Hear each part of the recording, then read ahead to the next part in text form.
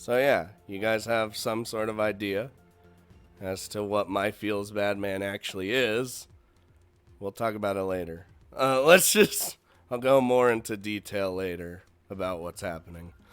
What's this one? Oh, okay, good.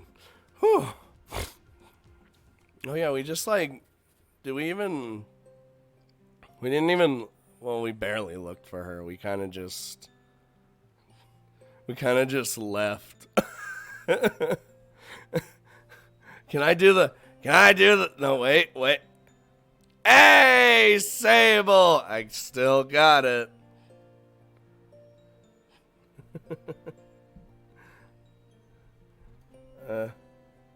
Ben, it's not everything's always about you, okay? Hours slip away as I linger in the city, listening for word of dragon sightings. I travel from venue to venue, carrying Draken's torn clothing in her shopping bag as I inquire about my lost companion. Dude, we bought that ring for her, what was it, $12,000 or some shit? Then she just fucking threw it to the ground because it wasn't the ring she wanted, and then she flew off in a rage because she thought someone took her ring. God damn it. Well, I have illnesses that never go away, but I do my best to live with them. Feels real bad. It's okay, Neko Miki-chan. You still got it. Oh, God. Okay. Nope, I'm not dead. Just, still coughing. Unfortunately, for all the time I spent searching, my efforts ultimately amount for nothing. The only people who even saw Draken are those who witnessed her flying straight up, away from the city. Naked. Everyone else simply assumes that I'm crazy, especially after seeing the torn female clothing I'm carrying around with me. Why am I can't I just, put that in another bag to, hide it so it doesn't get... Mechanist! I thought you were on vacation! Faced with nothing but discouragement, I inevitably give up and wind up catching a train back to Amadronia. What a disaster. I thought nothing could top the drama from our last date. Where there was a shooting and a hostage situation. But as fate would have it, I was dead wrong. Compared to an attempted bank robbery in which nobody was hurt, today's events were far more troubling. Well, I guess it wasn't really a shooting. It was more of the bank robbery. The notification woke you up. Oh, well. Sorry. Already too late for dinner, I decide to head straight back to my room. Most of the students are asleep by now anyway, and I've already told the principal what happened. By this point, there's nothing left for me to do but to go to sleep. I wonder if Draken has calmed down by now. I don't know. You think so? I really don't. I think she's still gonna be salty. Get what? Grease that liver with some alcohol. Magnus, no! We know what happens when you get drunk. She was pretty upset at the time, but Draken usually bounces straight back. Knowing Draken, I'm sure she'll be back to normal before long. Dude, we gotta have a sit down with her. Alright? The ring, it's really, we're in a relationship, but we're not in a relationship because Sable doesn't know what he's fucking doing anymore.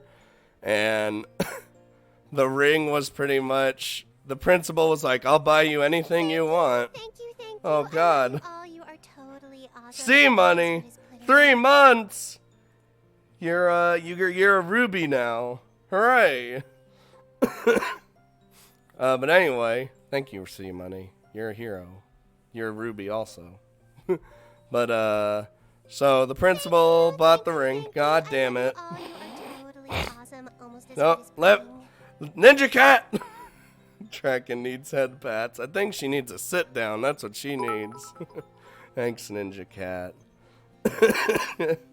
Terrence Scooter, I got no alcohol in the house. Oh, thank God. Lil Drag's here. Okay.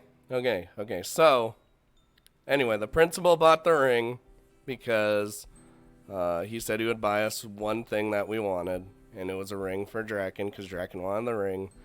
We were going to go get the ring. It was sold out, so we bought another ring, which was probably a stupid idea for him to do anyway because for me, if it's not the ring that they specifically wanted or the thing they specifically wanted, I try to find it elsewhere. But anyway, he buys a different ring. He goes back to her. He's like, "Hey, got a ring for you." And then she just went into this rage, fury, because she's a dragon, and she got all possessive about the ring that she wanted in the first place, and she smacked our ring, she threw our ring down on the ground and flew away. That's literally what happened. It was really fucked up, though. Please notice me, senpai. Jesus. It's fine.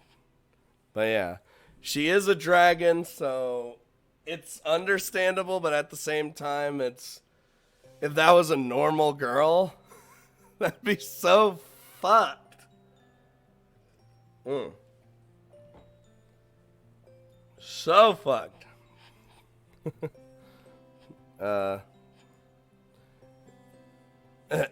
So yeah, that all happened. I would never do that to someone. Yeah, exactly.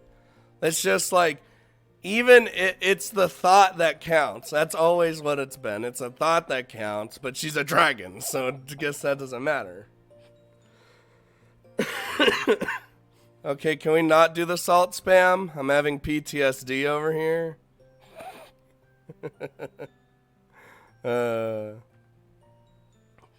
Timed out. Don't turn everyone into he who shall not be named, alright? Draken will apologize for her outburst. I'll reassure her that everything's okay, and we'll go back to how we were before. I don't think we are. By this time tomorrow, everything will be just fine. I'm Ruby now. Yup, you're Ruby. Yeah, it's an instinct thing, but still nothing, huh? Thanks for following. I see. Sorry for wasting your time. I told you it's no trouble. I'll contact you via your terminal as soon as I hear anything, okay? Yeah, thanks, I guess. I'm a little stuffy. Thanks, Sable. I turned to leave the principal's office with a sullen look on my face. Even though I anticipated such a response from Ein Zulgon, that fact doesn't make this situation any better. Sable, wait. Look, I know that you feel responsible for Draken's disappearance, but moping around all day isn't going to bring her back any sooner. Go to class, lose all track of time while you study in the library, create some new spells. Go back to being your usual self, so that when Draken returns, she doesn't feel responsible for the mess you become and leave again. Yeah, I get it. Hospital internet. Whoa! Alright, I leave Ein's office after receiving a negative response to the same question I've been asking every day since her disappearance. Ever since Draken disappeared, I have been carefully monitoring the news for any sort of dragon sighting and coming to Ein every single day to ask if Amadronia has been contacted by, dragons. What an annoying girlfriend. I don't even know. Ninja Cat, would you say that these two are in a relationship now or what? This is why you should have picked Narm and just killed everybody. However, even after running myself ragged, I still have nothing to show for my efforts.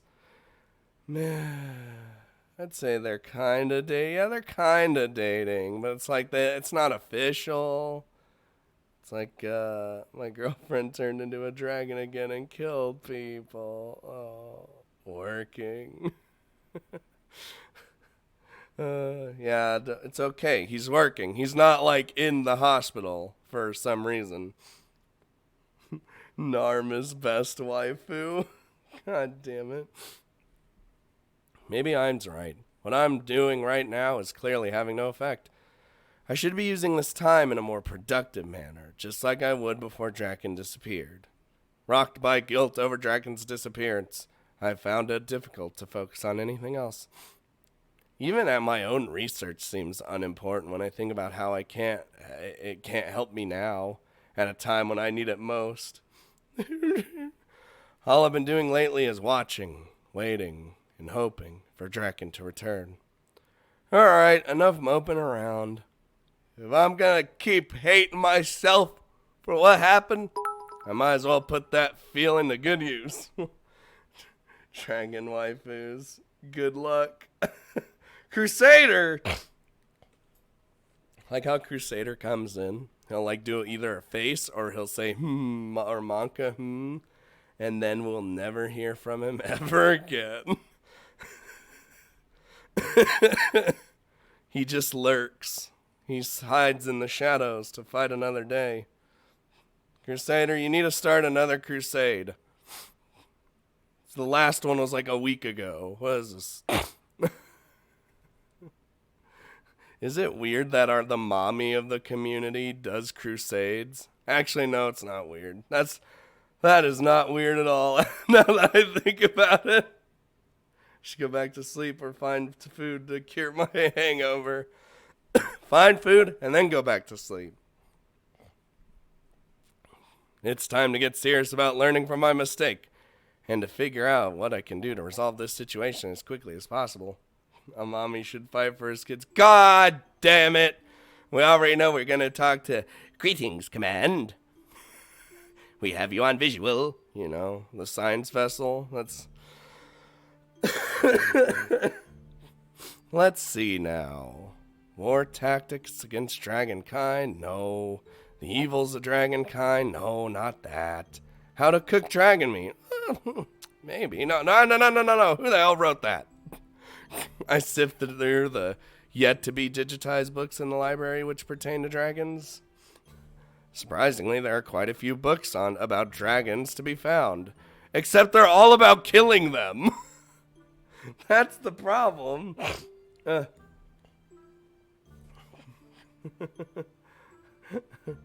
Yeah, you guys are all shy. It's fine. I mean, I'm a mother Neko of another Discord community. You're cheating on us, Ninja Cat! However, these are all useless. All I want is a study of dragon kind and their known habits. Is that so much to ask for? Here she is. Not only about killing them, but also about them killing others. Yep. Not if you don't mind reading through troves of contradictory or downright incorrect findings. I crept up on you because I'm a spider woman. Oh my god, could you imagine her just, like, coming down from the ceiling on her thread? If she does that as a spider and just, hello. Goodbye, Ben. The moment I voiced my complaint, Drew, seemingly ever present in the library, walks over to me. I've been through all of this with you before, Sable. Dragons, angels, griffins.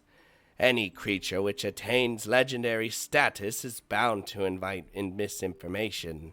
Ironically, once a rare or elusive species gains enough renown, it actually becomes more difficult to find accurate information about them.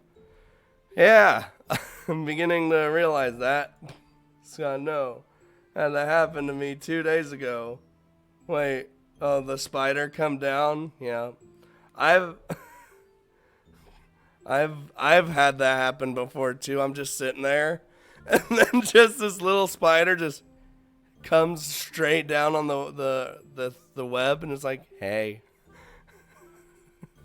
how's it going? Maybe I should work on a tracking spell or something instead. This is going nowhere. Now, there's no need to give up so soon. You've only been here for 10 minutes because I've been watching you, and well, I'm a little bit of a creeper, but... and you've barely managed to even scratch the surface when it comes to books about dragons. Why don't you tell me what you're looking for? It's part of my job to help students find the materials. Materials, Luna? That they need, after all. Is it? I thought you were just being paid to digitize books, eat books. Wait, are you eating them or, like, actually digitizing them? I'm digitizing them, damn it. Oh, okay. In your free time?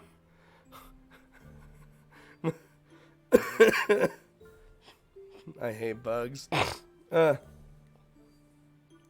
my best not to kill them, though. Yeah. I guess it depends for me. If it's roaches, they're dead. They're donezo. I don't fucks with roaches. Because they are the nastiest things on the planet. But, I don't know.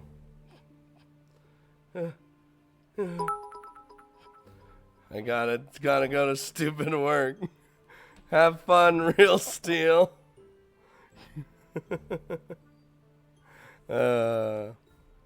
What if there was a roach girl?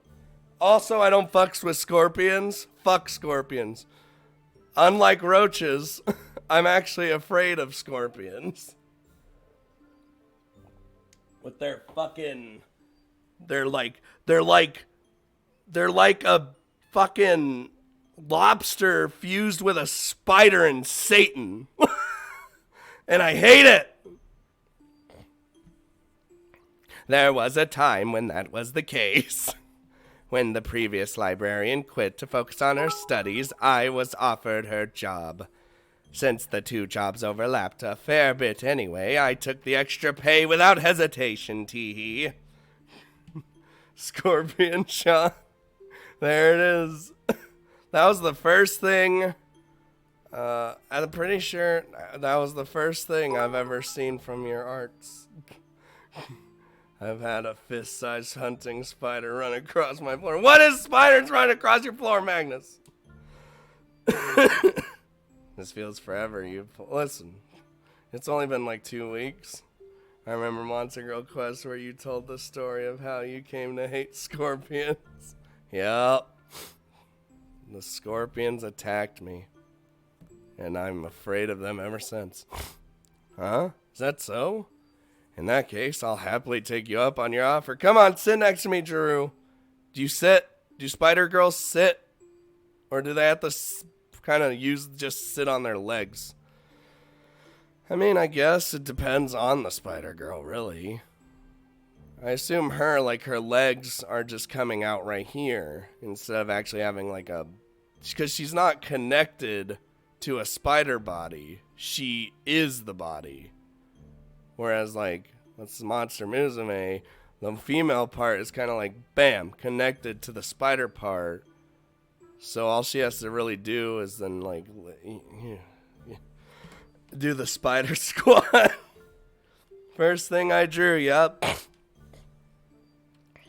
This is anomalous. I need some in-depth research on spider girls. Though I don't know if you'll be able to help given the nature of what I seek. Yes, information about dragons and other legendary creatures can be rather tricky. Well, she actually has human legs, does she? Well, I mean, we don't know. We're not lifting up her fucking skirt just to see. Maybe she does. Maybe it's just human legs, and then she's got other ones that come down here. Cause these right here, see? All right, I can see that. God damn it, dude. Is there something in particular that you want to know? Narrowing the search criteria might help. Possessiveness. Well, to cut a long story short, I made a half-dragon friend of mine mad.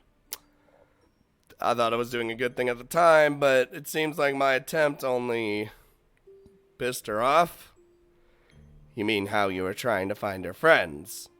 Oh no, this is something else. Something much worse, apparently. Alright. So you're making a habit of irritating dragons. Why are you doing this? why do you... We're not lifting up her skirt yet. By the way, Twitch is fucking up and I can't see emotes. Oh, that's okay. You don't need to see emotes. Emotes are fine. You just type them in and it does it anyway. And thanks for following. So I submitted to Twitch to be able to do tags on Visual Novel because not many people play them on Twitch. So I was like, if you do that, it'll make people easier to find them. You know? I don't know. Her face is probably... Wait, so does that make her a dry... I don't know. Face is probably a freak. I don't think it's a spider mouth. I have a feeling she's got a normal mouth, but like she's got like... something's probably wrong with her face. Something like that. And now you want to learn about dragons in order to prevent something like this from ever happening again? Yeah. I know it isn't something specific enough to search for, but any information about the tendencies of dragons would be helpful. I understand your desire, but that really isn't much to go on. Would you mind telling me what you did to make her mad? I bought her a ring. Assuming it isn't too personal, that is. Oh, hey. Whatever you're imagining, you're totally right! I mean, you're wrong. You're wrong. Finding Jiru's route. Well, we ain't doing that. Because Ninja Cat hates Jiru. I don't know. Man, like a dust filter. I can see that too. The short answer is, I bought her a piece of... Jiru, this is going to sound real fucked up. Because I thought it was fucked up. And everyone in the chat, who are pretty much inside me right now, also thought it was fucked up. Look at those red cheeks. So, here you go. I bought her a piece of jewelry, and then she went on a rampage because it wasn't the piece she wanted. Well, actually, yes, that makes perfect sense. Dragons are notorious treasure lovers and renowned hoarders of anything shiny. This is something rarely disputed. Almost every penis,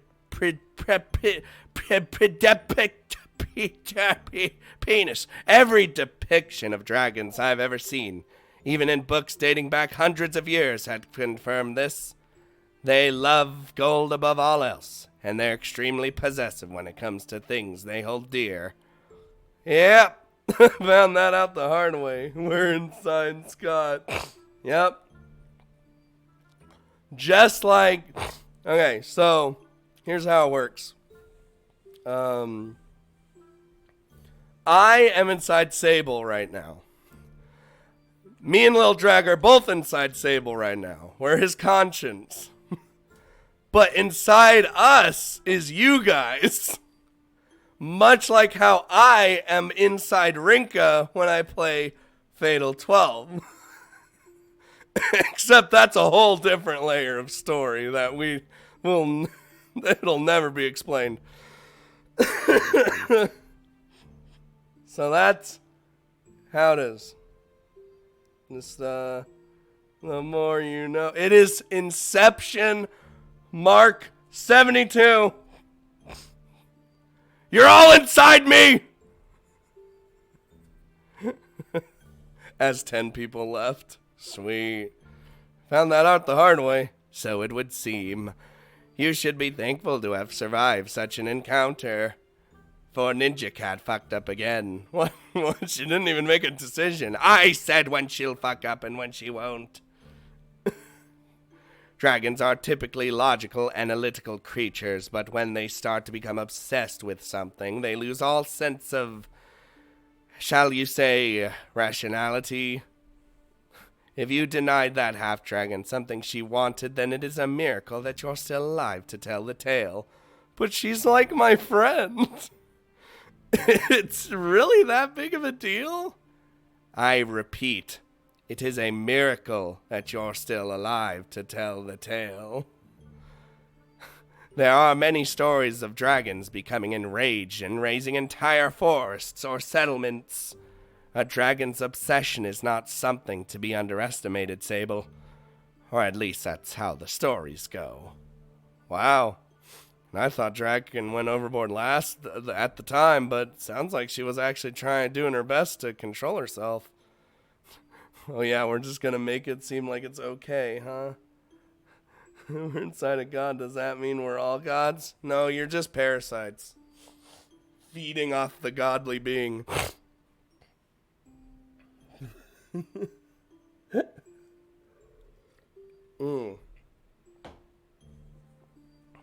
That's fucked up.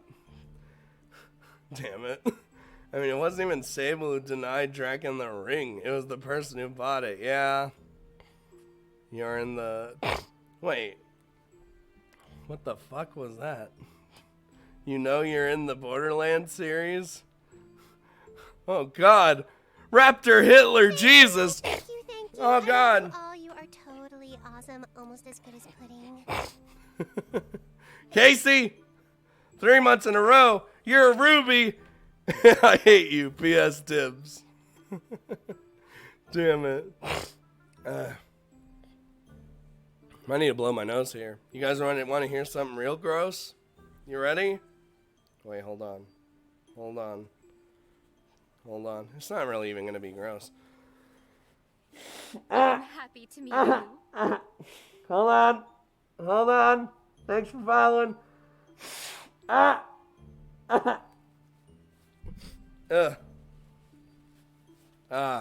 See, it wasn't that bad. Wasn't that bad at all. Nobody got hurt or killed. No buildings were destroyed. No forests were burned down. Really, the only things that were damaged were her clothes and my pride. Or at least those that those are the only physical things that were damaged. Yep. 48 people. Now it's 54. Guys, if we get 75 people in here and all of you stay for like 72 hours, we could get partner and we could get more Neko Mickey Chan emotes. God damn it. I hate everything. Her clothes. What did you do to that poor girl, Sable? Well, you see, nothing. Oh, don't misunderstand. I'm not the one who ruined her clothes, okay? Draken just transformed into a dragon without getting undressed, so the clothes she was wearing were torn to shreds. Yeah, that's really what you want me to believe, huh? We need to stay now. Remember, guys, 75 people. Actually, I don't know. I don't know how many. I think it is 75, but that's the dream. I could put Rollin' Rat back in. Oh my God, Rollin' Rat, dude. Rollin' Rat. So that's it. I was picturing something completely different. Is Jeru like a pervert? I'm pretty sure she's a pervert. Again with that Jeru? Yeah, she's totally a pervert. Sable, what happened to the clothing that girl discarded? Did you leave it behind or did you collect it? I grabbed her torn clothes and put them in a shopping bag with her other purchases. I still have them in my room. In that case, no damage has been done at all. Bring me the remains of her clothing, Sable. I'll fix them right up for you. What? You'll just fix them for me? I was thinking that I'd try my hand at some kind of restoration spell, but hell, if you already know, that'd be great. Magic isn't the only way to repair something, you know. Because I'm a spider, so I have to be able to sew things.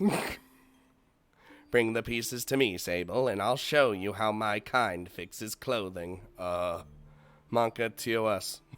What? Drew is good with silk. Yup, like every spider ever. Little Drag, join the Discord if you haven't. The elf bitch brought the ring. Uh-oh. God, I hope not. I will stay here till the end of the world. Thank you, Hitler Jesus. I mean, Raptor Hitler Jesus. Man, I need that. I want that, like. Now, is it, so it's a raptor who's got, like, who's probably got the Hitler stash. And he's probably got the hair of Jesus. Would he be wearing clothes? Can he be like Two-Face and half of his outfit is like the robes and then the other half is what Hitler wore? Oh. God, that's so weird. Yeah, chat's pretty fucked up.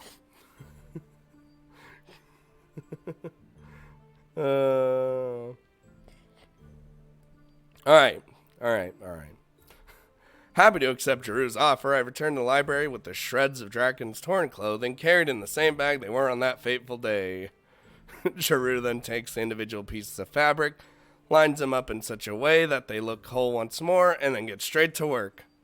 Using her extra sets of legs and thread from who knows where, probably her butt, Jeru mends Draken's clothing at a surprising pace, moving her spider-like limbs really fast. Jeru makes quick work of the torn clothing, soon producing an outfit which looks good as new. Wow, that's amazing. Join Scooter's Discord for Scooter. Stay for the Not Safe for Work channel. We also have Body Pillow of the Day every day, which my mods do not want to help me do Body Pillow of the Day anymore, so I do it. Whoa, this is amazing. I'm looking right at the part where it was torn, yet I can't tell at all. I can't keep my eyes off them. Looks like it was never damaged to begin with. 3D gets the boot. I can't believe you did that without using magic. As I said, magic isn't the only way to fix something. I'm a spider, damn it! God. It's because we love seeing you post.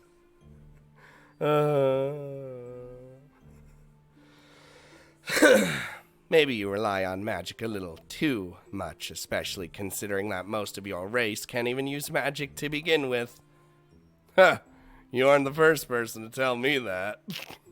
Sorry, Jeru, but I'm attending Amadronia, almost said Andromeda for a reason. I have no plan to lessen my reliance on magic. Figures. At any rate, I want to thank you for fixing Draken's clothes. Here goes Terracold. He's gonna go Andromeda. Here it is. I'm waiting for it. Better. Yeah, I'm better. Like, I feel good, but my nose and my coughing is still around, you know. I want to help with Body Pill of the Day, but I don't know any more anime. Listen, if you have a character you want to do a Body Pill of the Day, just do it. Well, tell me so I don't have to do Body Pill of the Day. Just do it. This outfit meant a lot to her, so I'm sure she'll be relieved to see it repaired. It was my pleasure. It isn't often that someone asks me to help them with something not related to books or research. Well, I mean, you are a librarian, so that doesn't mean it's all I'm good for, Baka. Why don't people ever come here just to say hello or, I don't know, ask how I'm doing? I'll keep that in mind for next time. I really do appreciate your help, though. With the clothes, the information on dragons, and all that. It's fine. Don't worry about it. At whatever time, spam body pillows. No! I meant the mods! Oh god, it clicked! I hope you are able to make up with... Holy shit, I almost said make out with your friend. Oh boy. I mean, if you really want to make out with her, that'd be alright too. But I hope you do it with her soon. I need to track her down first. I haven't seen Draken since... What? Guys! We're malfunctioning! What the hell? What's going on? I don't know. It feels like the entire academy is about to blow up because dragons. Sable.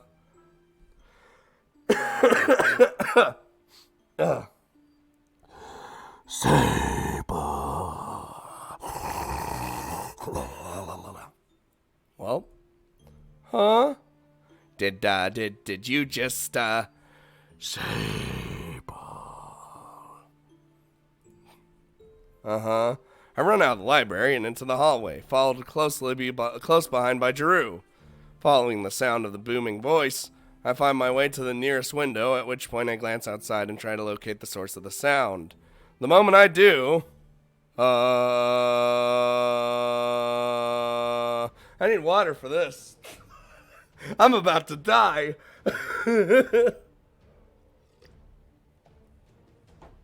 That's one big-ass dragon. I know exactly who, or rather what, is calling me.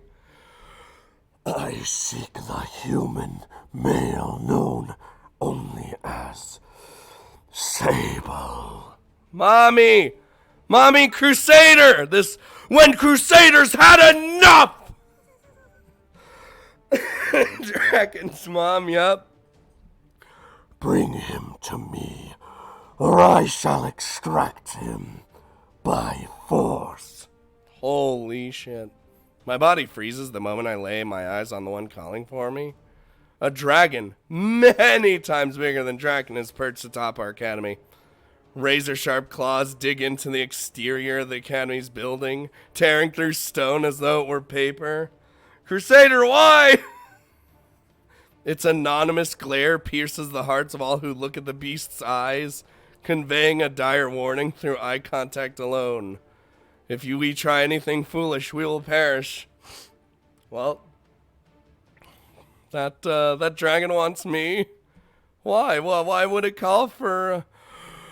Bring the Sable to me before I lose my patience! Oh my god. I will tear these buildings apart, stone by stone, if that is what it takes. Why Ninja Cat, why'd you lead us down this path? Ninja Cat, we could have gone up here. We could have gone over here. We could have had like a weird threesome with Ray and Eth. What the fuck? What the fuck, Ninja Cat? No. Monk ass. My knees shake as the dragon's voice echoes throughout the entire academy. Its message reaches all of the classrooms, the principal's office, the underground facilities, and probably even the city. There's no possible way it can fail to hear its command. Fully pose, feels bad, yeah. Foursome with Eris. God damn it. That drag is calling for me. I'm fucked. Oh, God, I don't understand. I've never met a dragon before apart from Draken. Why would one suddenly just... Before I can finish that sentence, it hits me. I do know this dragon.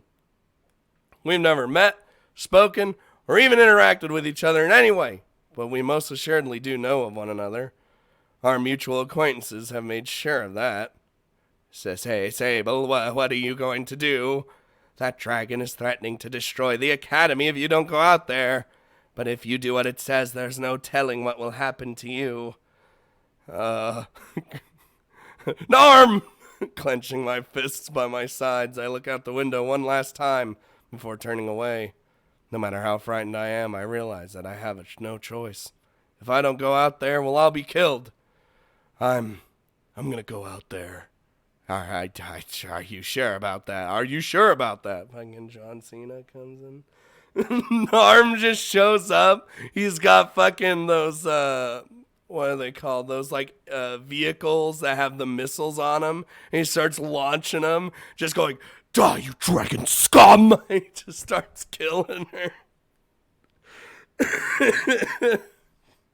Oh my god. I nod nervously. I can't just run and hide. If I do, this academy's done for. Besides, even if I didn't go out there, it's not like I'd be able to escape from here. I'll just have to take my chances. You're pretty fucked, you know that? I'm sorry. We need Narm and Azur Lane. God damn it. But there's only ship girls. Like, do we want ship boys in Azur Lane? Is that a thing we want? Do we want some husbandos? You know what? I'd be okay with it. I would not even mind. They'd probably be, oh my god. Water. If they're like a Stuffa, then yes.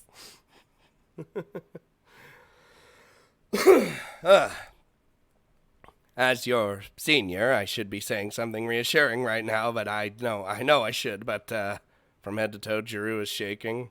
Even without noticing that, one look at her eyes is enough to tell how frightened she is. Well, that's a goddamn dragon!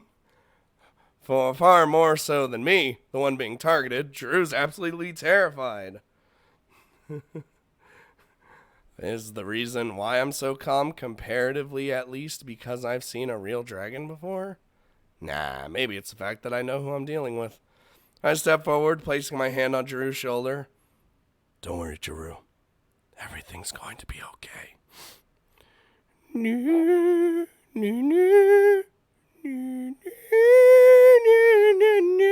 I don't know why I'm doing that song. I'm going to talk to that dragon, and it's going to leave us in peace. I guarantee it. Or I'll just die. Either way, it gets what it wants. Still shaking slightly, I steady myself as I leave Jiru behind. Despite the reassurance I offered Jiru, I'm quite nervous. I may be more calm about this than the majority of students in Amadronia, but I am in no means confident. If this dragon is who I think it is, they may very well be here to end my life. My patience begins to wane. Oh, bring me the one called... Hi, I'm here. From outside the academy building, I walk towards the perched dragon. Dude, I got balls. Oh, no. Using illumination magic, I summon forth 2 orbs of light, one in each hand. Waving my arms in front and frantically below, I quickly succeed in gaining the dragon's attention. So you've come. Having gazed at my figure for only a moment, the dragon begins to move. Extending its body toward the ground below, it brings its face in close, meeting my gaze head on. And then eats me! I'm just dead! The ground beneath my feet shakes, paired with the gale force wind which the dragon generates by merely exhaling. It's strong enough to knock me off my feet. Drawing closer still, the dragon brings its face less than 1 meter away from my body. Oof! Oof! And then the mommy dragon burns us on that rooftop. You're not yourself when you're hungry. Have a Snickers. How are you going to get us out of this one, Ninja Cat? Ah! It then inhales through its nose as if trying to suck me in. Wait, what? Your scent does indeed match that of the human I seek. Do I have to cover my mouth every time? Yep. However, if you are truly the one, then I must express my disappointment. Given what I have heard about you, I was expecting someone far more impressive. Retracting its face, the dragon continues to glare at me. Watching my movements carefully, judging my ability on sight alone, the dragon resumes its assessment of me. Pitiful physical strength, feeble aether reserves, low potential for any kind of spell casting. Wow, you're just talking that mad shit right now. I ain't got... Almost said a little drag. I did. But look. Mom's roasting him. What, if anything, is your redeeming feature? I accepted your daughter. That's all that matters. Hold on, I got... Dude, my nose is fucked. The dragon stops speaking as it waits for my answer. Mustering up my strength and courage, I stand up. I then cast another spell to shoot it at the dragon! No, to redirect the air currents around me, thus increasing the volume and range of my response by having the wind carry it. I can create spells. It's true. Magnus the Red has in fact created many spells. I am Sable Libier, a human who... That is not what I asked. Oh my god. I already know who you are, human. What I don't know is if you're worthy of the praise you've received. Spare me any false modesty. Be direct and concise. What makes you any different than the rest of your shit? Oh my god, she just died right there. Pondering the dragon's question for only a moment, there are two answers which immediately spring to mind, and those, are they going to be our choices? No. I have the ability to see aether. As do all my kind, what do you think this is? Responding bluntly, completely unamused, the dragon conveys to me a fact not found in any of the literature I've ever read on dragons. You know, come to think of it, Dragon said she could do that same thing too, so I kind of fucked up a little. I guess she isn't the only dragon with that ability. I shake my head as my thoughts begin to go astray. No, this is no time to get distracted. I must focus. Is that all, human? Is there nothing else in which you take pride? I stare into the dragon's eyes as I regain my composure. It's a rare ability to... if a rare ability is not enough to impress it, I can only gamble on my obsession. Well, there is one other thing. I am a master of spell creation. I have created and refined more spells than any other person, be they human, elf, or born of any other race. When it comes to deconstructing, analyzing, rebuilding, and improvising spells, I'm the wiener. Somewhat embarrassed by my declaration, I try not to show it as I puff out my chest and boast proudly. Even if I've gone overboard with the bragging, it's not as though I've lied outright. To this day, I've never met anyone who can do better than me at what I do. We're dead. Besides, the dragon did say to spare any false modesty. I just hope my gamble pays off. I don't like gambling. Interesting declaration, human. You boast of feats and abilities which one cannot measure through sight alone. The dragon removes its hind legs from atop the building. Limb by limb, the dragon relocates itself to the ground below, now standing before me in all its glory. Heep! Completely blocking out the sun. It blocks out the fucking sun! It stares down at me, sending chills up my spine with nothing but its gaze. Alas, Even I cannot verify your claims so easily. For the truth to come to light, further observation will be required. Help! Before my eyes, the dragon begins to morph. Uh-oh. Well, its body shrinks, rapidly yet fluidly, until it's no longer no bigger than Draken when she assumes her dragon form.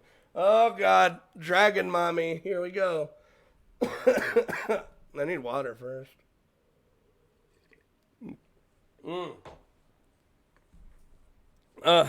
Mom gonna follow him into class. Not stopping there, I watch in awe as its claws turn to hands, its wings into hair, and its scales into clothing.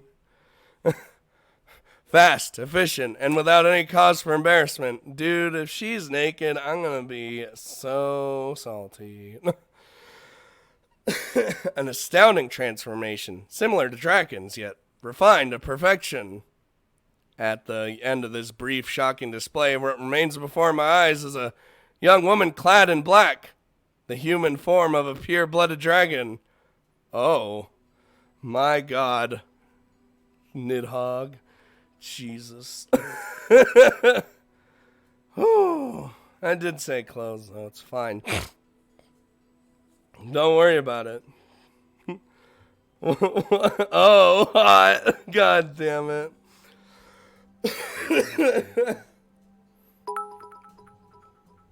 Hot dragon mummy. Step on me. Hide the text box. Okay. I'm hiding the text box for Ninja Cat. I'm hiding for the dragon mummy. Dragon mommy. Dude, Terrico loves being stepped on. Whenever I see Terrico put the heel emote as a reaction, I already know. Are we good, Ninja Cat? Are we good? Why is she so beautiful?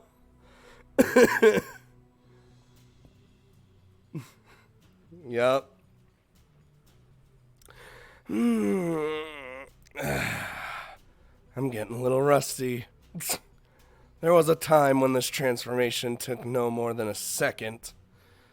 It truly has been a long time since I assumed human form, which now kind of makes sense. I can go into human form, have the diddly with my mate, who was a human, and then create Draken. See, that totally makes perfect sense.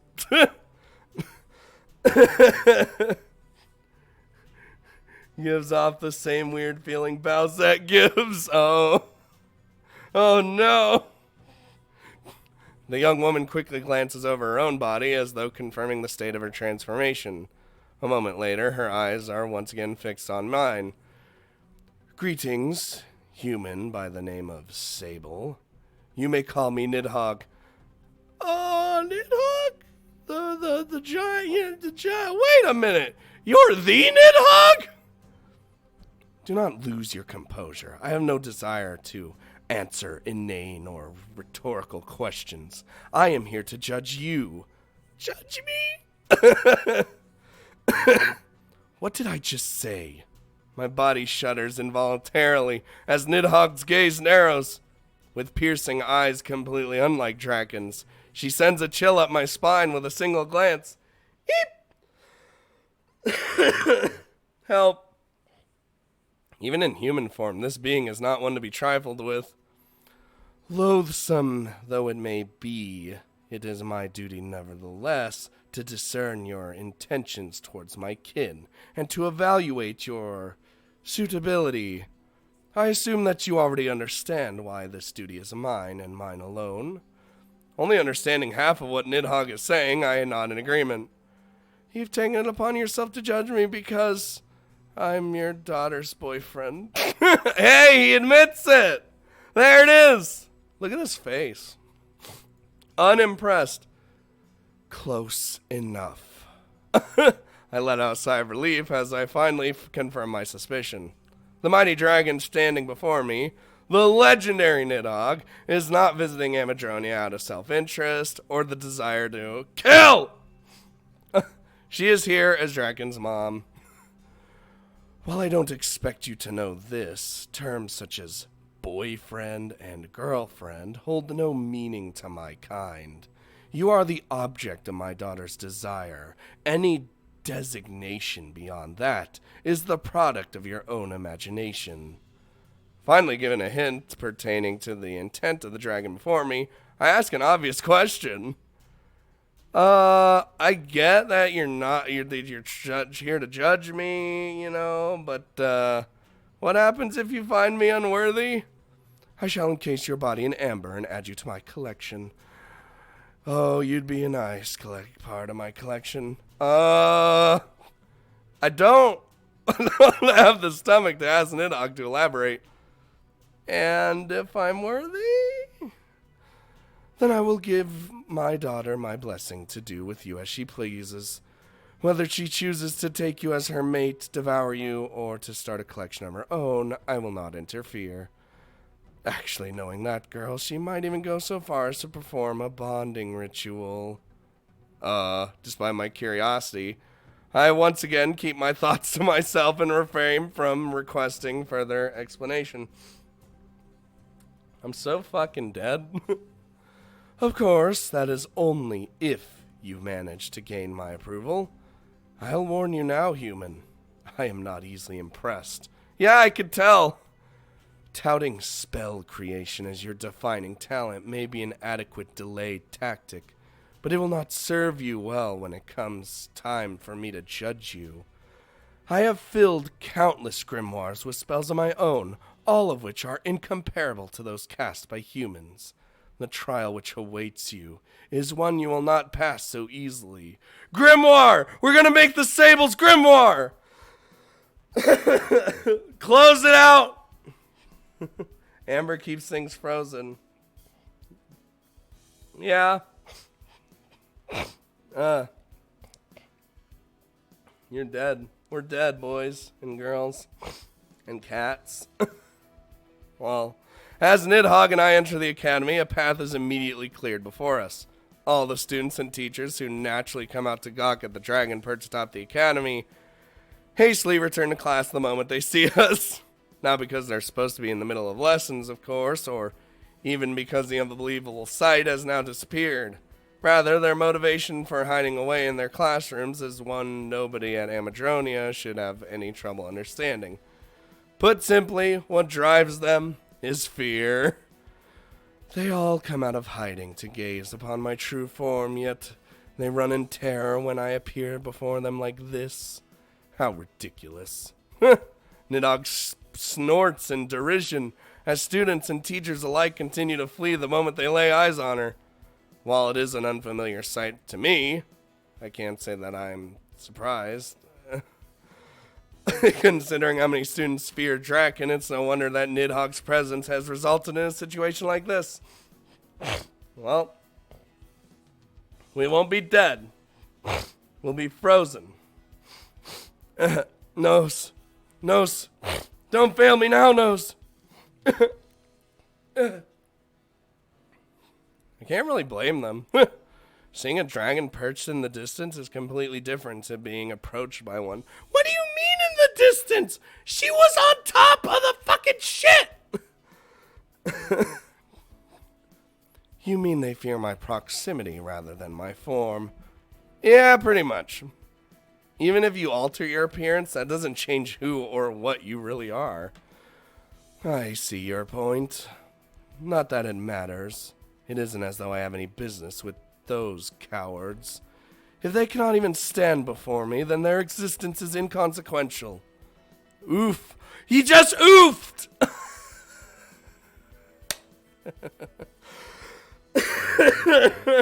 He oofed! God damn it, dude. I need some water.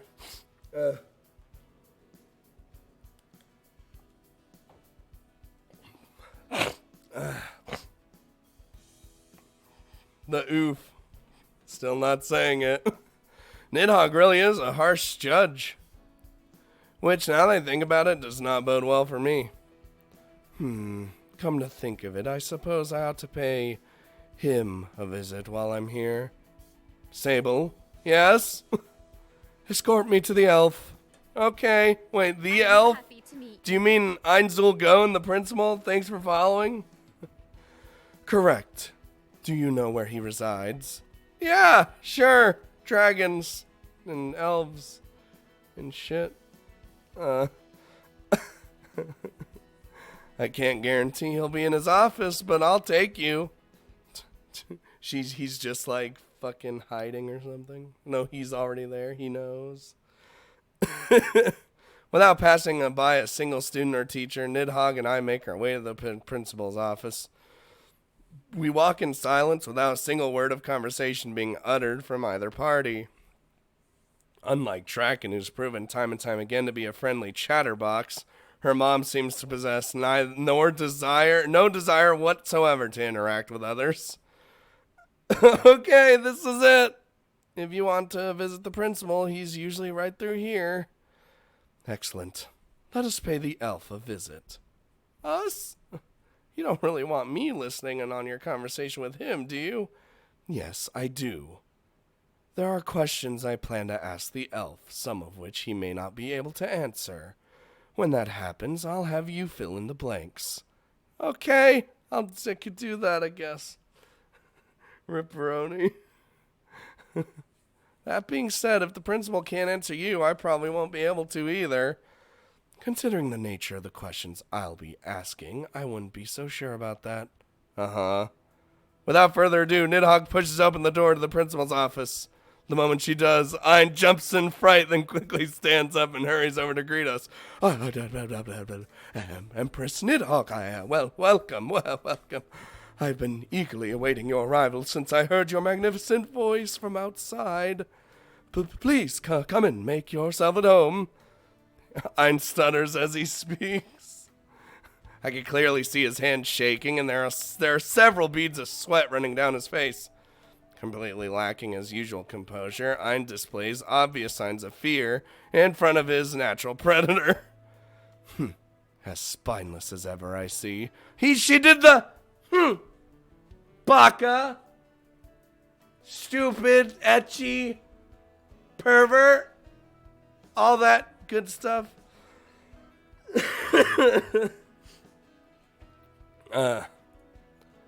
It's little wonder your students and teachers fled, given the cowardice of their principal. Yes, indeed. Wow, I didn't even try to deny Nidhogg's words. I think it doesn't matter what character it is. If they do a it's just, Just what kind of power does this woman hold over Ein? I don't know. She's a goddamn dragon and he's an elf. Elf, let us waste no time. I assume you already know the meaning behind my visit. I believe so, yes. You wish to test your daughter's boyfriend to confirm the state of the environment in which she has been staying. That is correct. Tell me, Elf, why is it that my daughter has been unable to make any friends at this academy? Apart from that human boy, that is. That's a difficult question. You know, all the students here have their own circumstances, and they can't be expected to stop prattling and answer the question. As you wish. I believe the main reason is that the other students are afraid of your daughter. Oh, now that is encouraging. You mean to say that she has struck fear in the hearts of every single student at this academy? Well, maybe not all of them, but certainly most. Many of the students attending this academy are in the process of integrating into human society because they were driven from their homes by force. Most of those students were the victims of human civilization, but there are also those who were made homeless by you, Empress. So they don't fear my daughter, but the blood running through her veins.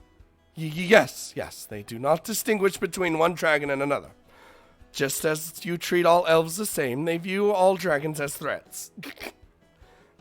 I love how she just calls him elf, yep. I see. How regretful. To be fair, their fear of Draken just doesn't stem from her bloodline. From what she's told me, Draken has set fire to a number of miscellaneous objects around the school. Rumor has it she even tried to eat one of her classmates. It was me. Empress. Not willing to risk adding my unnecessary commentary. Oh, we're not going to do color commentary? I keep quiet and listen to the adults talk. Setting aside matters pertaining to my daughter for a moment, you seem to be misunderstanding something, Elf. I am? Yes, you are. Contrary to what you might think, I do not treat all elves the same way. If I did, I would be plucking your bones from my teeth at this very moment. Eep! Ein freezes up. Unsure of whether Nidhogg's remark is a threat or simply the truth, he finds himself unable to respond. So, you two, know each other? Mama Dragon? Seeking to help Ein, I interject, causing Nidhogg to focus on me instead. There was a time when I lived in a cave on the outskirts of this elf's forest. Ah, so you're neighbors! More like a ruler and her slaves. I spread the lives of the elves. Did I say spread? You know what? I spread their lives too. I spared the lives of the elves in exchange for treasure. They would bring me any magical artifacts they found, and I would refrain from razing their village. Oh. Okay. And yet you trust Ein enough to leave your daughter in his care? Why wouldn't I? My daughter is already far more powerful than he is. Besides, elves may not be wise, but they are not foolhardy either. Your principal understands the fate awaiting him if anything bad should happen to my daughter. Ein doesn't disagree with a single thing Nidhogg says. Yeah, Terracole would love to be her slave. If you get what I mean. Wink, wink. Wink, wink. Can I loot her tail? I mean, it's a long one. Yeah, see, it's like... Even if he doesn't like what she's saying, he would never so much as dream about invoking her ire. No wonder Draken has been getting away with doing whatever she wants. Ein clearly has no intention of testing his luck with Nidhogg. Not that I could blame him. If I were in his position, I'm sure I'd act in the same exact manner. Nidhogg returns her gaze to Ein, instantly causing the elf to flinch. Eep! Now then, on to my next question. In her short time at this academy, what has my daughter achieved? Achieved, as in her grades? As I recall, your daughter is currently around the upper middle of the pack. What? You're telling me that there are students ranked above her? Yes, that does seem to be the case. Yeah. Oh. She is not having this. Can I get a sugar, mommy? After all, we rank our students on a number of factors. If it were merely a contest of strength, your daughter would be at the top of her grade without a doubt. Oh. So it is your grading system that is flawed. I should have expected as much from a system created by an elf. Yes, my deepest, sincerest apologies, Empress. Ein happily accepts Nidhogg's criticism, much preferring to endure her words rather than her wrath. So, outside of her grades, what can you tell me about my daughter's time here? Give me a reason to allow this academy to remain standing.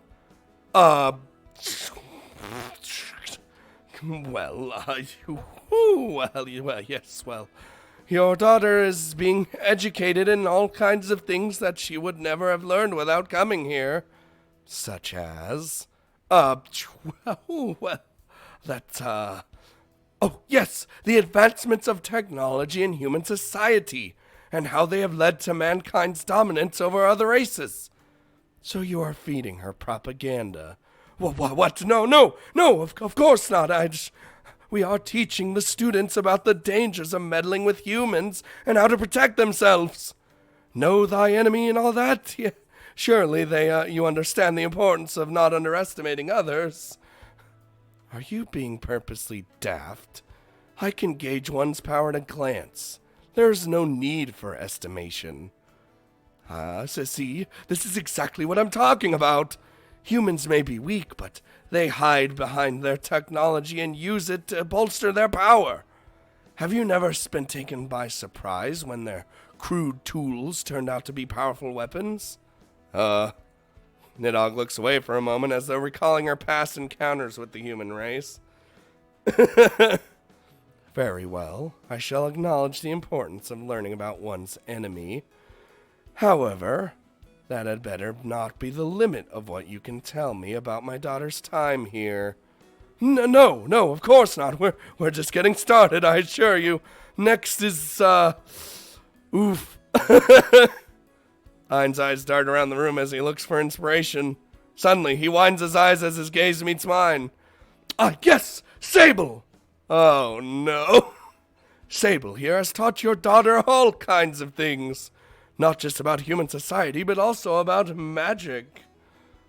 Now I know you're lying. Pray tell, what could a mere human possibly teach my daughter? Damn it, Ein! Way to throw me under the bus! Yeah, he straight up grabbed us and threw us under the bus of a giant double-decker bus that was still going, so it ran over us. We're dead. It's over. Water. Water's good, man. I think back over my conversation with Draken and try to remember any instances in which we talked about magic. Not under the bus in front of a dragon. Way worse. Damn it. Unfortunately, Draken's interest in human society or civilization far outweighs her interest in magic, or at least that's the impression she's always given me. As a result, most of our conversations have centered around my race, not my research. Ripperoni. Damn it, Snuffly Owl. Well, I can't think of anything off the top of my head, but I did teach her about puppet magic. Puppet magic? What is that? Oh, you mean combination magic of the master-slave variety. Oh, combination magic. How pointless. What good is there in a dragon learning combination magic? It's not like anyone at this academy is powerful enough to successfully perform combination magic with her. Well, you know, about that. Ein looks over at me,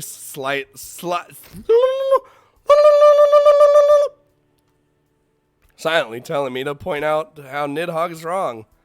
Ein, you coward, point it out yourself. Despite my complaint, I do as he wants. Actually, that isn't true. What was that? You heard me, bitch. What? Oh, God, don't say that. Don't say that, Sable. Hold on, rewind. You gotta watch your Tourette's, buddy. Sometimes, you know, you can't just say words. All right. Damn, Sable. In fact, your daughter has already performed combination magic with someone from this academy. You lie. I shake my head. I'm telling the truth. Impossible. I cannot sense any other dragons here. Who else but a dragon could possibly pull that off? Hein and I both look at one another for a moment, then back at Nidhogg. You aren't going to believe me, at least not initially, but the truth is, it was me. Human, do not attempt to bluff a dragon. I can gauge your strength more precisely than you realize. I know exactly how powerful you are and what you are capable of. Will you truly assert that your power is on par with that of my daughter? I shake my head. No, of course not. I'm not. Deal with her. I mean, combination magics. Whoa. What do you think about this? What do you think, Neko Mickey-chan? She's dead. Oh, no. Choke me with that tail, mommy. Wait. No, of course not. Good. That is what I... Even so, we did perform combination magic. Nidhogg pauses for a moment as she sharpens her glare. Enough of this nonsense. Either explain yourself properly or shut your mouth. Damn. Touch her. Fearing that Nidhogg's patience might come to an end, I decide to explain to her what puppet magic is. I'm confused. King. Dude, she is ancient. The variety of combination magic to which I'm referring to does not require both parties to be of similar levels of power. Instead, puppet magic, also known as master-slave combination magic, depends on the relationship between the two parties that they share, as well as their personalities. Bet she's around my age. God damn it, Magnus. You are pretty old. Holy shit. 100,000 bits. You are insane. I mean, you're more than that now, but... It involves the master sending mental commands to the slave, effectively taking control of their power. In other words, it was my daughter's naive, trusting personality that allowed the two of you to accomplish such a feat. That's not what I was gonna say, but yeah, that too. Fine, I'll choose to believe you. Given my daughter's fascination with you and your claim to be an accomplished spell creator, what you say is not without credence. I almost said crecedence. The fuck? Is true, Magnus? Anomalous. However, Nidhogg narrows her gaze and stares directly into my eyes. No, step on me. Choke me with that tail. Daddy Magnus. No, Magnus is daddy. Actually, he's not daddy. He's more like grandpa. Who's daddy? We don't have Kabuki here to actually tell us daddy. Oh, Kabuki's never around anymore. He doesn't show up. I think he hates me, honestly. I think he doesn't want to be here anymore. He just feels real bad, man. I just...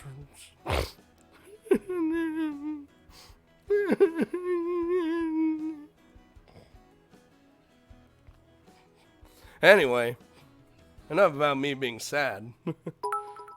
Lady Anthea with the shamrock bits. God damn it.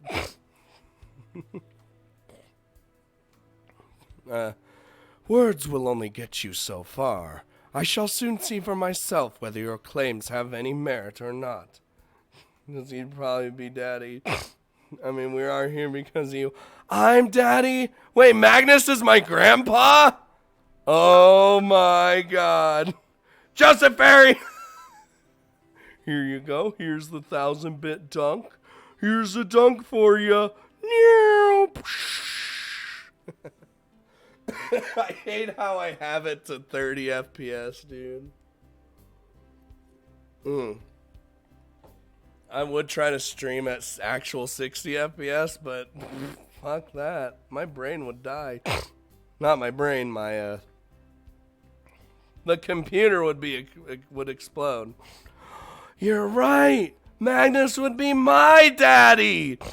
Oh my god. I finally have a father figure. Oh. It feels real bad. It's okay. We're always here for you. All of you are my babies. Except Magnus, who's daddy. And, yeah. But wait, and Little Drag is, Chris's child.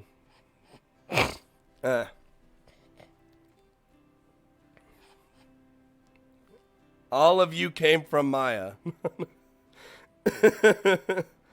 Megan is like, what? I showed Maya Azur Lane and how there's a ship girl named Maya, and she actually has white hair and like ears, like animal ears, and she was like, "It's me." And I'm like, "Yup." Much to Ein's displeasure, I leave Nidhogg and Ein to chat amongst themselves and return to my bedroom. It seems they have matters to discuss, which pertain not to Draken. So even if I stayed, I likely wouldn't be part of the conversation. Record stretch. What the fuck? Stretch? We came from Maya. Oh, scratch.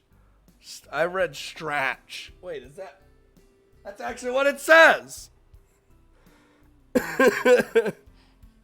Record stretch. That's record stretch, yup. For the time being, I've been instructed to remain on standby and to wait for Nidhogg to come find me in my bedroom, which is probably bad. Judged by a dragon, huh? Not a joyful, fun-loving half-breed like Draken, but a wise old creature of legend. The infamous Nidhogg. Unlike Ein, I haven't had any prior dealings with Draken's mom.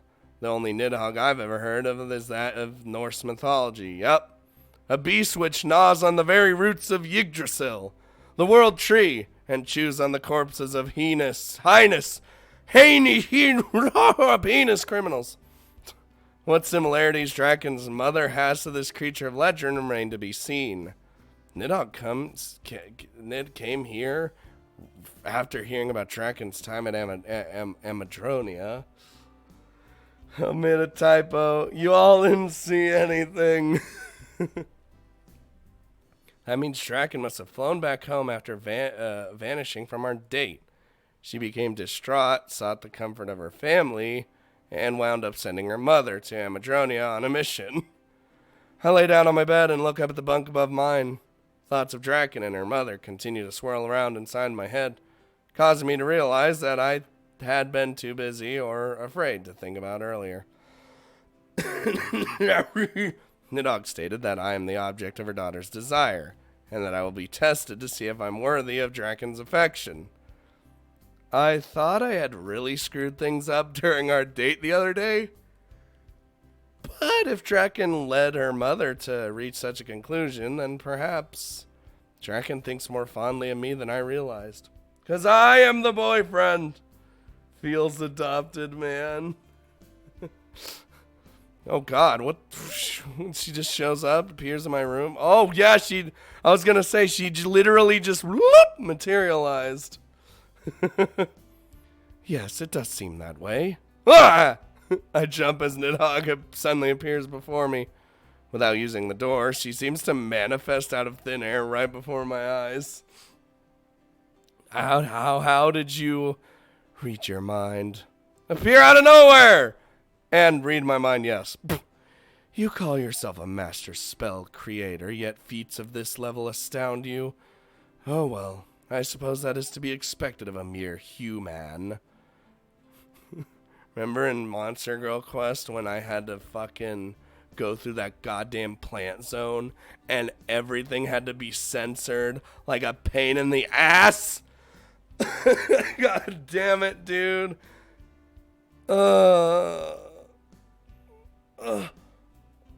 The stretch.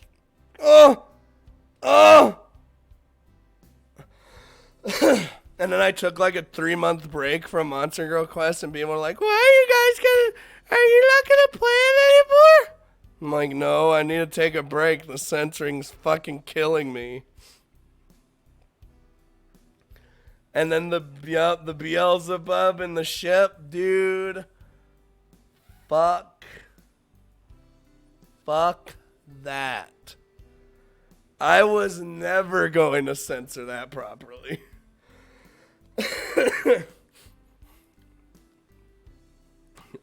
I missed it, but I always hear funny stories about that playthrough. That's probably one of the most legendary playthroughs. Probably.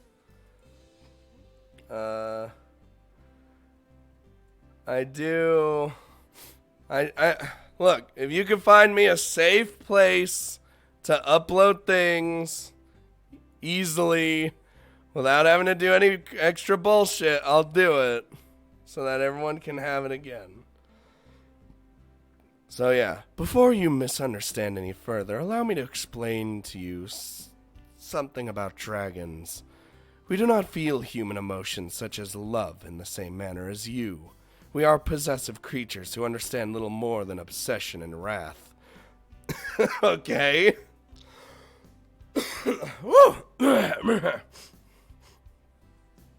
Pornhub. No, not Pornhub. I mean to just give you guys the videos. Like, not Pornhub. I'm not putting it on Pornhub. My daughter does not yet understand this, but what she feels toward you is possessiveness, not love. Oh, I see. That isn't the question I was hoping to have answered, but it does clear up a few things. Oh no, the little tickly in my throat. Water. Water, help! Yeah. Yeah. Discord? Nope, can't upload that on Discord. The way Nidhogg explained it, Dragon thinks of me as her possession rather than a person for whom she feels affection. But hang on a second. Dragon is only half dragon, right? And the other half's human? Wouldn't that make her capable of feeling human emotions too? In theory. Be that as it may, you should not get your hopes up based on such a premise. My daughter is indeed rather whimsical for a dragon, and I do believe that this is a consequence of her being a half-breed. Hold on, I got some shit. Google Drive. I think you gotta pay for to have like extra space on Google Drive. Google Drive. Let's see. Go to Google Drive. Oh, that's my drive. Shit, man. How do I look? 15 gigabytes. And I've already used 440 gigabytes. Let us see then, demons. Let us see then. Alright. I guess we could do 5 videos at a time. We'll figure it out later. I have unlimited, but only because of school. Well, there. Alright.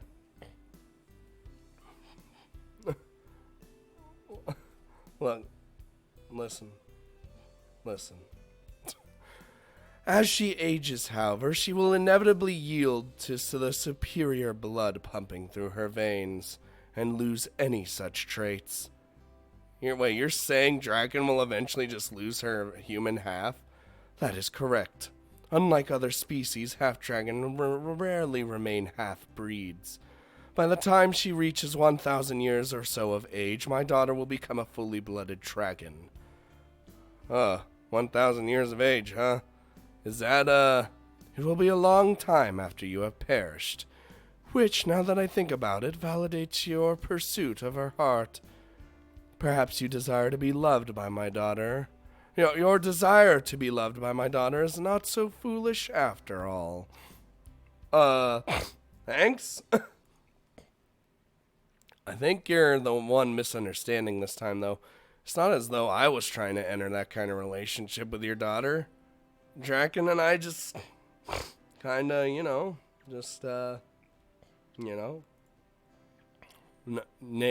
Naziel? Huh? My daughter's name is Naziel. What? You mean your other daughter? I only have one daughter, human. Or at least one who still lives. Naziel is Draken's real name. Oh. Draken is the name her father came up with, which I flatly rejected, mind you. Yes. Draken did mention something like that when we first met. Apparently her father wanted to call her Drake. Yes, Naziel's father was not a smart man. Regardless, Draken is simply the name under which Naziel enrolled at this academy. There are many people out there who know that Naziel is my daughter, so I thought it best to have her enroll while using an alias. By the time that Naziel becomes a fully blooded dragon, such concerns will become unnecessary. But until then, precautions must be taken. Naziel?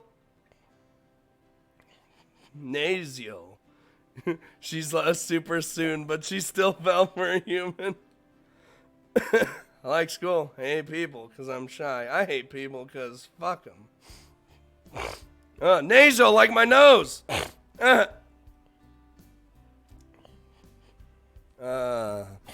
Nidhogg is being hunted to the point where others would target her daughter? Can't say I'm surprised given the way Nidhogg treats people. As the one chosen by my daughter, I thought that you deserved to know her true name.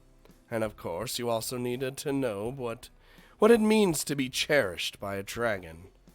Your life will likely end long before Naziel becomes a full-blooded dragon. But even so, being the target of a dragon's affection is no joke. If you wish to end your relationship with my daughter, you'd better do so sooner rather than later. The longer you are together, the greater obsession will become. After a while, you'll no longer have a say in the matter, and her will shall become law. Tell me, human, is that a fate you are prepared to accept? Or would you rather sever ties with my daughter now that you know the truth? I already know.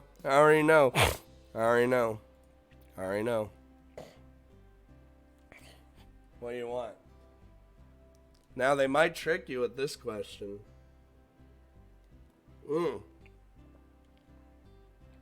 Here comes the fucking ninja cat. Tracking his life. Okay, that doesn't answer the question. They might trick you. Ninja cat.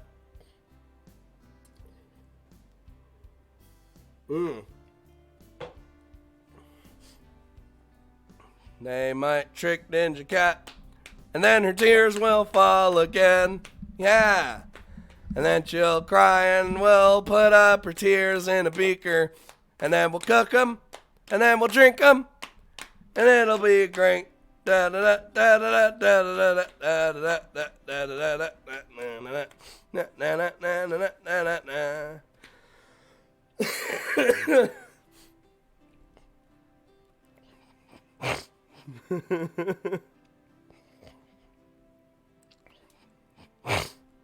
I don't want. Okay, well, guess we're doing that one. Cliffhanger. We're stopping right now. Game's over.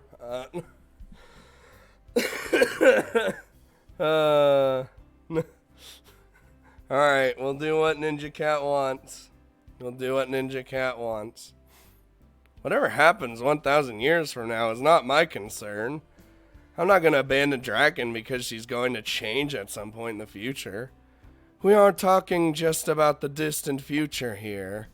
It could be a matter of months, weeks, or perhaps even days. As my daughter's fascination with you grows, she will continue to change right before your eyes. From what I understand about relationships, the same can be said about just anybody. Yup, that's true. That is true. Oh God. Baka, etchy pervert. Stepping on you. And choking you with my tail. There you go. Very well. If that is how you feel, I shall not press this matter any further. If you are certain that this is what you want, then it is time for us to move on to the next trial. That was a trial? Alright, I'm ready. Wait. That looked like a good end. Don't worry, Ninja Cat. We're good. Alright, I'm ready. I mean, that was a pretty obvious answer, though. That would lead to a good end. What do you want me to do? My preference would be to peruse your grimoires, but I suppose a human youth such as yourself would lack such organization. I missed the flowchart thingy. Well, too bad. Oh god, my body's getting better, so it's forcing out all the shit. Assuming that to be the case, I will test you by having you create a new spell based on my specifications. A spell designed by a dragon? That is not what I said. I will explain what the spell must do, but the design will be up to you. Oh, well, I guess that's fun too. Alright, you got something in mind? Roll credits! Not especially. Whenever I think of an interesting concept for a spell, I just make it myself. Wow, this is a woman who understands me. Woohoo! Hey, Nidhogg, how's about we... Oh, no. Oh, God. I'm turning into Chris. Help! Okay, I've got one. It's not what I was originally planning, but when I entered this room, you wanted to know how I suddenly appeared before you, correct? Answering that question is the first part of your trial. What? I thought my trial was to create a spell, not to reverse engineer one. It was, and now your trial is to do both. In a moment, I will leave this room in the same manner as I have entered. As I do so, you are able to pay close attention to what I'm doing, and figure out how the spell works from sight alone. What? That's bullshit. Just be flexible. You will then create the spell yourself and present to me your version of the spell. Any questions? More than I could count, but I guess I'll settle with asking how long I have to do all this. A time limit? Let's see. I'll give you 8 hours. How does that sound? 8 hours? To reverse engineer and recreate a teleportation spell? Bitches be crazy. You are a master of spell creation, are you not? 8 hours should be plenty. Damn. I knew my gloating would come back to haunt me. I'm fucked. 8 hours, human. Your time starts now. I didn't even get to look. Blizzard. Hold on, I'll look now. Wait, hold on. Does she like sparkle a little bit? Yeah, no, not really. Wait, hold on a second. I hurriedly focus on Nidhogg's figure as she disappears quickly. Before I can adjust my vision so as to observe the aether surrounding Nidhogg, she has already vanished. In the end, she left me with precious little information. All I have to go off is the manner in which she disappeared and... Wait a second. Oh, I knew it was going to come down. I knew it, dude. Despite the fact that Nidhogg is already gone, I adjust my eyesight and observe the aether flowing around the room. For the most part, everything appears to be normal. The steam of aether has not been disturbed. The amount of aether has not changed. Its trajectory has not been altered. And yet, even though everything appears to be the same as usual, something is different. She gets censored. That's odd. What am I sensing here? Is this the quality of the aether? The purity? I almost read the puffy? No, I mean, it is, but there's more to it than that. I walk around the room while paying close attention to the atmosphere around me. As I stand in the spot where Nidhogg had been positioned moments ago, I realize something astounding, yet very confusing. The Guru! Wait a minute. I'm outside? What? No, that's not it. I know what's going on here. Well, eager to prove my hypothesis correct, I run out of the dormitory and into the courtyard. Surely enough, the courtyard is empty, bar a single individual. As I walk up to the familiar figure, a smirk appears on my face and on her face and on mine. Figured it out already, human. Yeah, it seems that way. Pray tell me what it is that you witnessed. Made confident by the fact that Nidhogg appeared at the point of my deduction, I nodded once, then began my explanation. Science and magic and nerds! As Ray would call us. What a nerd. You didn't just vanish into thin air, leaving nothing behind in your wake. Instead, you swapped places with an equal amount of matter located elsewhere. If you had swapped places with another person or a physical object, that much would be obvious. However, most people can't see aether, so by swapping places with a mass of aether, it appears as though you simply vanished. Furthermore, you took care not to disrupt the aether flow in my room so as to not tip off anyone who's sensitive to that kind of thing. Even for someone like me who could see aether, it appeared as though everything was as it should be. Finally, you replaced yourself with a quantity of aether, which takes up roughly the same amount of space as you do. So why is she getting salty?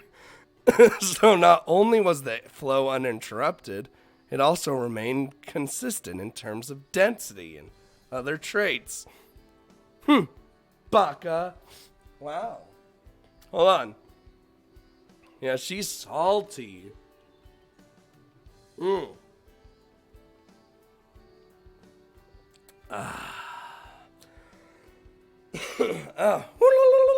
Alright. Baka, ecchi, pervert, you know, all that good stuff. Hentai.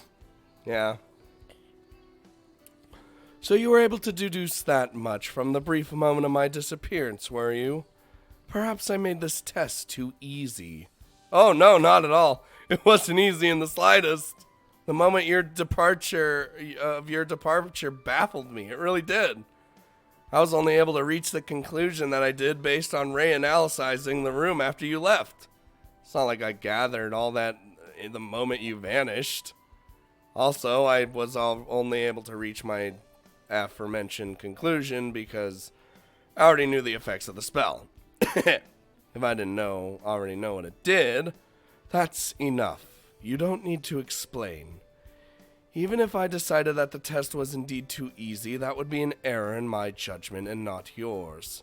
Furthermore, I cannot fault your method of Ray analysis. Who's this Ray guy anyway? We're always talking about him, but he's doing top 10 anime betrayals right now, so... Gleaning information from the lingering effects of a spell is a perfectly valid tactic for ascertaining a spell's origins and compositions. As far as I'm concerned, you've passed the first stage of this trial. Sweet! I breathe a sigh of relief as Nidhogg confirms my achievement. I thought things were going a little too smoothly. Honestly, I figured Nidhogg was going to trick me somehow and purposely obfuscate the spell beyond recognition. But if I passed her first test, that means I was worrying about nothing. It's Ray! Not at all. You were absolutely correct to be worried. Alright, reading minds. How many stages will there be? You were simply worried about the wrong thing. My face freezes and Nidhogg nonchalantly reads my thoughts. Whether she intends to show off, unnerve me, or she was simply curious, it's clear that Nidhogg still has many tricks up her sleeve. Damn it, Raptor, Jesus, Hitler, Jesus, Raptor, Hitler, Jesus. Yeah, that. I would not stoop so low as to obfuscate my own spell, especially after telling you how to figure out how it works. Rather, what you ought to be worried about is what comes next. Next? Oh, you mean the hard part. Recreating the spell you just witnessed. You have 7 hours and 53 minutes. Wow, I only figured that out, and I only figured out how she did it, and oh well, she's gone. Come find me when you are done. Once again, Nidhogg vanishes without warning, not even giving me time to focus on her as she performs the spell I must now recreate. Well, it's over. It's a video games, it's all in 3 seconds. What, 3S? 3DS? I remember when I had a 3DS. Well, I need to stretch. And water at the same time. Hold on.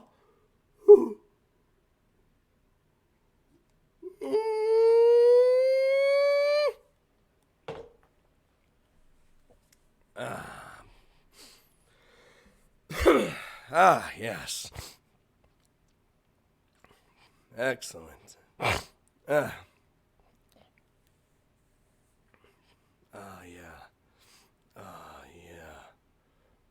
So water is your stretch goal. I see what you did there. I like how... never mind. As the hours pass by, it becomes increasingly evident that Nidhogg was not simply being dramatic. Trying to create a teleportation spell is, as one might suspect, a difficult task. Knowing the theory behind Nidhogg's spell is a big help, but it isn't enough to ensure success.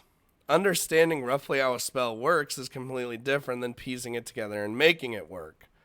Damn it. No matter how much time I spend on this, I just can't get past the starting line.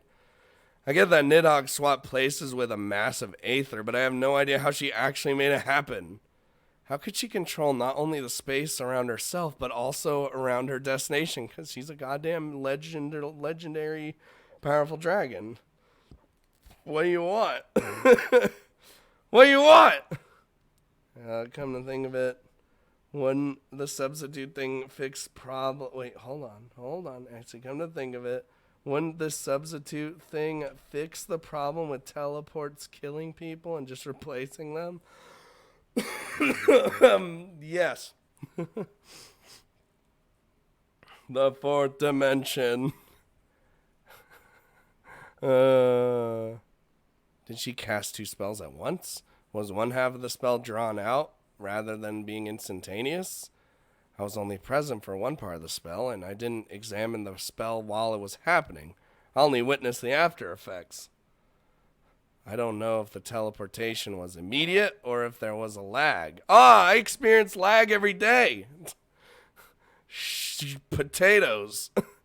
I don't know if there's an effective range, an Aether purity requirement, or any other limitation. I just don't have enough information. Examine the residual Aether one more time, or focus on the parts of the spell for now. Other parts. What do you think, Ninja Cat? What does Ninja Cat think? What does Ninja Cat think? Hey, thanks for following. What does Ninja Cat think? This is the Ninja Cat playthrough.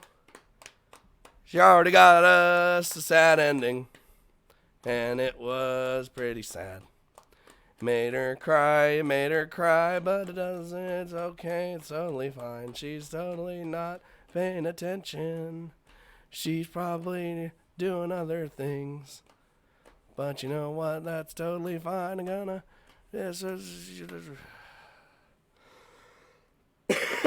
I'm getting water.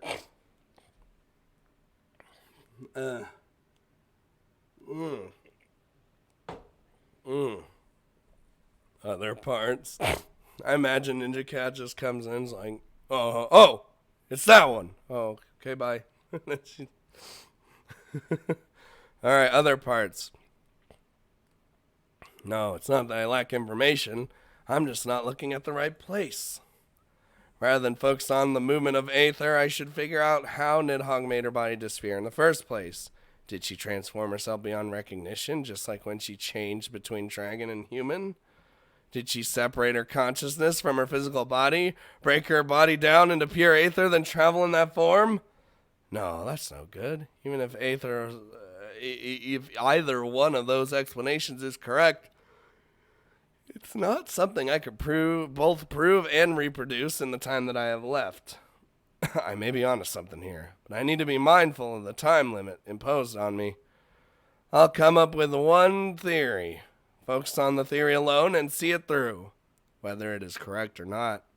Alright? Many stressful hours later, little progress has been made. Oh, jeez. Oh, jeez. Despite my initial enthusiasm regarding the new avenue of study, Doesn't take long before I realize that I truly don't have enough information at my hand at all. Or at hand. Well, same thing. As much as I'm trying to watch, internet is being a bitch. Oh. Internet makes me salty sometimes. It's fine. Without any idea of what happens to Nidhogg's body at the moment of teleportation, I'm stuck right on the starting line, unable to move forward. I'll make you salty. Josh! I cannot test or prove any of my theories, nor can I gather the necessary information retrospectively. As much as I hate to admit it, I have failed. Oh, Ninja Cat? What? Ninja Cat. Thank you, thank you, thank you. I love you all. You are totally awesome. Almost as good as pudding. Josh! Thanks for subbing with Twitch Prime. If you know, I can't even do I can't even. With the If I had more time, I'm sure I'd be able to work through this mess sooner or later. But with things the way they are... Ninja Cat. She's done it again. I briefly opened my terminal in order to check the time. If I do manage to figure out how Nidhogg teleports, it won't be today. Or at least not before the deadline. I close my terminal, then sit back on my chair trying to collect my thoughts. The moment I do so... Time's up, lad. Lad? Excuse me? Well, have you managed to recreate the spell yet? I realize that my time is up. No, I'm afraid not. But if I had a little bit more time, that isn't going to happen. I lower my gaze as Nidhogg immediately shuts down my pathetic idea. So, what happens now? Are you going to just destroy the academy, kill me, forbid Draken from returning? Those all sound like valid responses to me. But no, I don't plan on doing anything so boorish. While I am indeed disappointed that you were unable to complete my trial, it is not as though I actually expected a different result. There will be no punishment for your failure. Really? Nidhogg nods. There is no reason for me to punish you. Judging by your personality, I'd say that your failure itself is already punishment enough. Yeah, she's right. She's right, though. Ninja King! This is anomalous. You missed Draken's mommy coming here and testing us, and we failed. Feels real bad. I can't deny that. Or rather, I'm sure I'll lose many nights' sleep over this in the near future. Besides, whether you succeeded in recreating my spell or not, you've already proven yourself. What? I have? Nidhogg nods nonchalantly. You faced me head-on as I descended upon this academy. You could have attempted to run and hide, but instead you chose to come forth and heed my words. Furthermore, even though you failed to produce adequate results, you still took my trial seriously. Despite the workload, perhaps insurmountable for a mere human, you gave it your best until the very end. If you are the one with whom my daughter wishes to spend her time, I will not get in her way. Oh, well, okay, bye. I win! Ninja Cat, you did it! Everyone, give Ninja Cat a hug. Give her a hug and head pats. And, only her owner can give her, belly rubs. Because she doesn't like when other people give her belly rubs.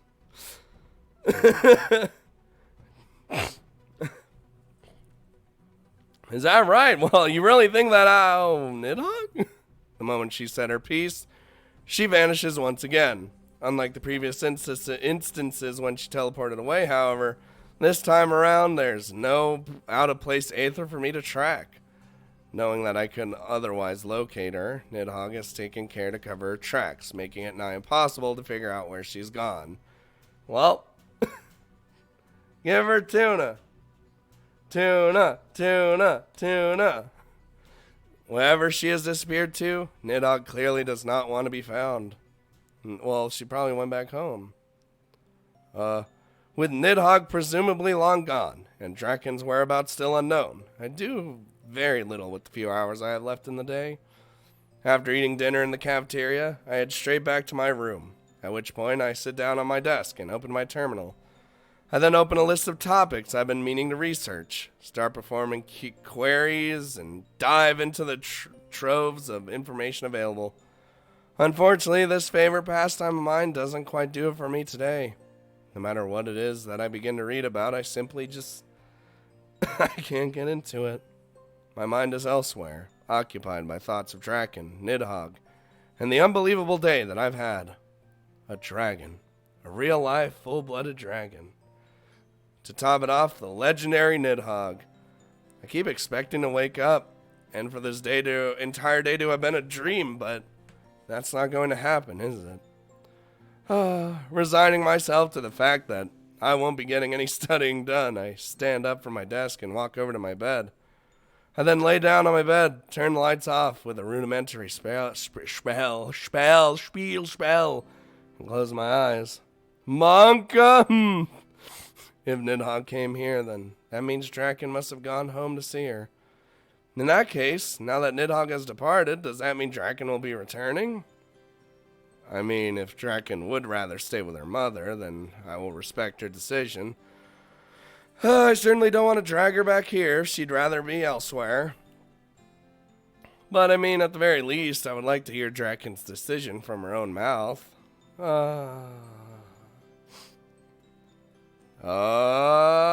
There's a rustling! There's a little rustling, guys. You know what that means. There's going... hey! Oh, hey. Censor! Censor! This game doesn't have nudity, guys. It's okay.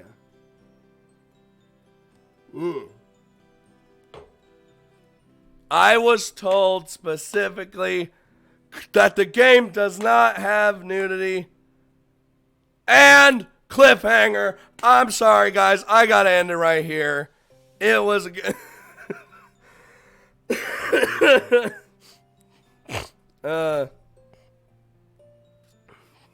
God damn it. Russell? Rustling?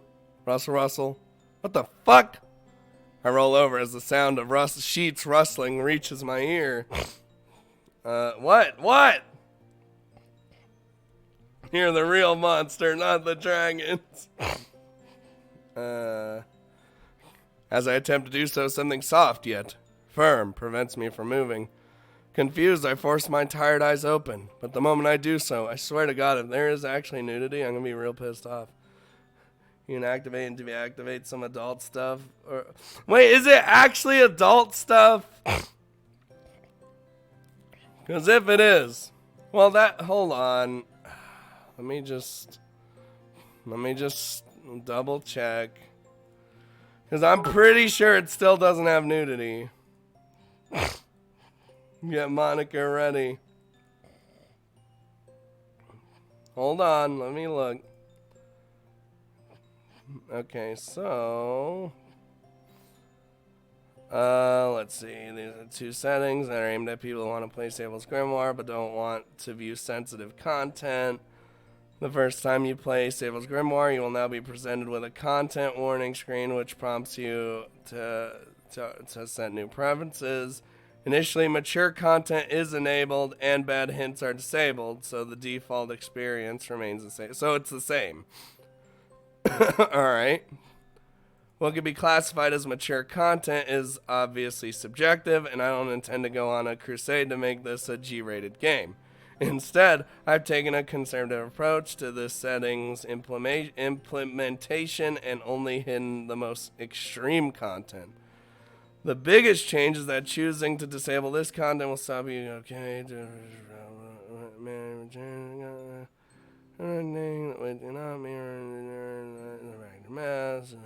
Other than that, there are only 2 scenes which are affected by the setting. One is a bad end, the other is a good end. So if you're okay, blah, blah, blah, blah, blah. That's what I'm reading. I'm reading. Like, okay. Soundtrack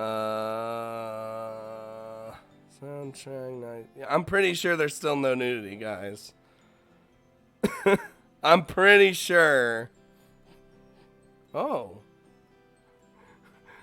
Look, she's just rustling. Alright? So calm your... Look. I got... It's... What it means by mature content is like... Shit like abuse and all that shit. So, you know what? And you guys know that I got Monica ready. Just in case. So... If anything does happen, it's fine. What did I just subscribe for? Alright, the moment I do so. Hey! Is she naked? No, she's not naked. See, we're good. I told you. My thoughts grind to a halt. D? Tracking? You woke up. Sorry, I was trying not to disturb you. I blink a few times as I try to focus my eyes. Ninja Cat's losing her shit right now. You already know. We don't talk about tropical liqueur, alright? See, that was a game that allowed nudity on there first. Unable to believe what I'm seeing, I continue to stare at Draken blankly, stunned, not saying a word. At first, I think that I'm dreaming. Draken couldn't possibly be here, right by my side. What the hell did I turn up to? We're cuddling! But somewhere in the back of my mind, I realize that this is no dream. Draken's right in front of me, close enough that I could reach out and touch her at any moment. Oh, Mama told me all about what happened today. I almost said yesterday, but... She said that she stormed the academy and that you were the only one brave enough to face her. What's more, you accepted her trial without hesitation and gave it your best effort right until the end. Even though you're a human, it seems like you managed to impress her. Me? Without any mention of where she's been or what she's been doing, Dragon happily begins to talk about my day instead of her own. While doing so, Dragon starts to shift her body. Given the placement of her wings and tail, Thank you. and I love you all. You are totally awesome. Grockler, 13 months in a row. What? That's a lot of months. Grockler was one of the first subs. He, along with the child, and he's a legend.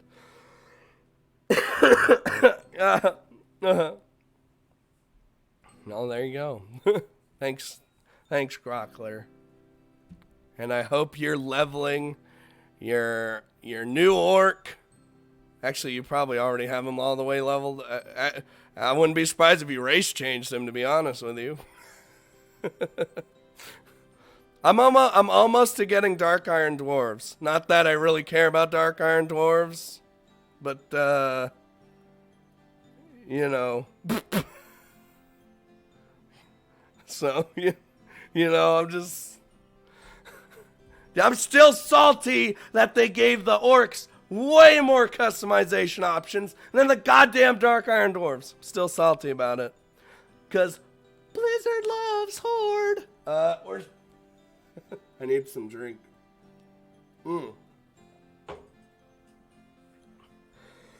Narm has 13 months of Narm. Anyway, it seems like she's having difficulty making herself comfortable on a conventional human bed. Yeah. Blizzard bias intensifies. Dude, they've loved Horde way more than Alliance ever since the start of the game. Even one of their creative directors said that as long as he's in charge, Alliance won't get anything cool. And I was like, wow. Wow. I will not calm down. This is my stream. Ban him. No, I'm kidding. Don't do that. Don't do it. Yeah, we get horses. We got horses. I should be doing. We got whores. All right. If you managed to pass her trial, I think she'd still be singing your praises at this very moment. She thought you'd try to flee the second she descended upon the academy, or tremble in fear as she spoke to you. The fact that you faced her head on was already enough to pique her curiosity. Attempting her trial on top of that just added even more fuel to the fire. Draken, your mom is a very attractive woman. Very attractive woman, alright? Start yelling! I mean, look, hold on. What did we get for allied races? Hold on, we're talking about this real quick. The word on Horde side was that all the kitties were in alliance. That's what they all say. Here's the thing. What Horde got? Antlered Tauren, which are fine for allied races. They got Nightborn. Nightborn, for some fucking reason. they get the Draenor orcs, which everyone wanted and loved. And then they get the Zandalari trolls, also what everyone wanted. And they gave them so much detail. Then you switch over to the Alliance, and we get Draenei again. There's literally no difference other than their skin color. We get Void Elves, which never existed in the game up until that point. And they only wanted it because they wanted to use the Blood Elf fucking shits. Then we get Dark Iron Dwarves, which are cool, but they don't have a lot of customization options. And we get more humans, all right? Like, what do you mean?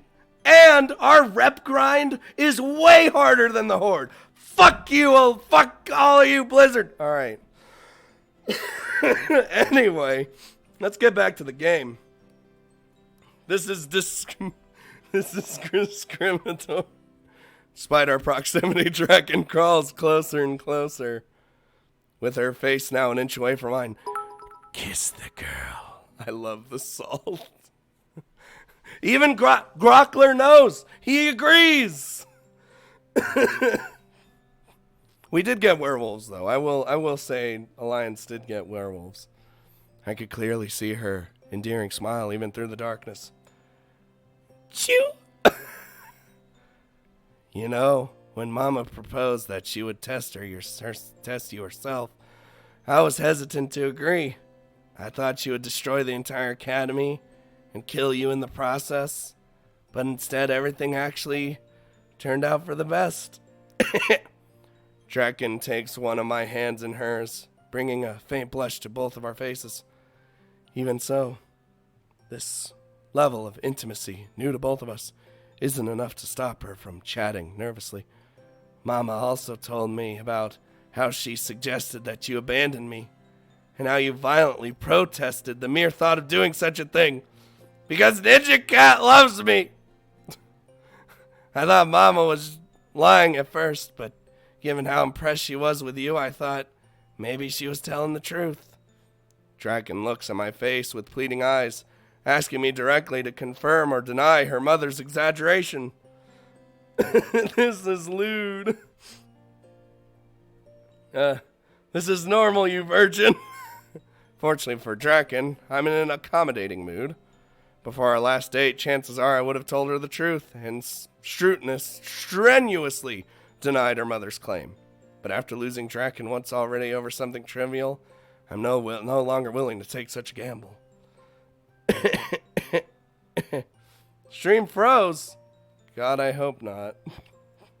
We still good? Yeah, it looks like we're still good. Yeah, that's right. Your mother was telling the truth. I squeeze Draken's hand as I look in her eyes sternly. Whoa! Surprised, Draken averts her gaze for a moment, then shyly looks up at my face once more. Really? You really reacted like that? You better believe it. Even if the person confronting me is a dragon, there's no way I'd abandon you that easily. Damn! Woo-hoo! He is so good! Alright.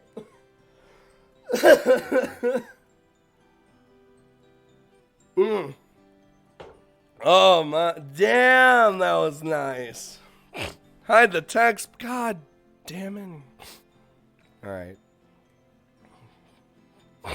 Oh, hold on. While Ninja Cat's doing that, my commissions are done. Wait. You guys want to hear? You want to hear the voice of a goddess real quick? Hold on.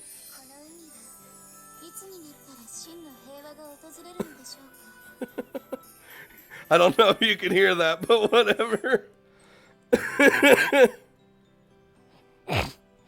Alright. Commissions. Holy shit, they're all actually done. Sweet. While I wait for Ninja Cat to do her thing. Oh, I got some cubes out of that one? Bruh. How many cubes did I... The new event's coming, guys. Hope you're prepared. Alright.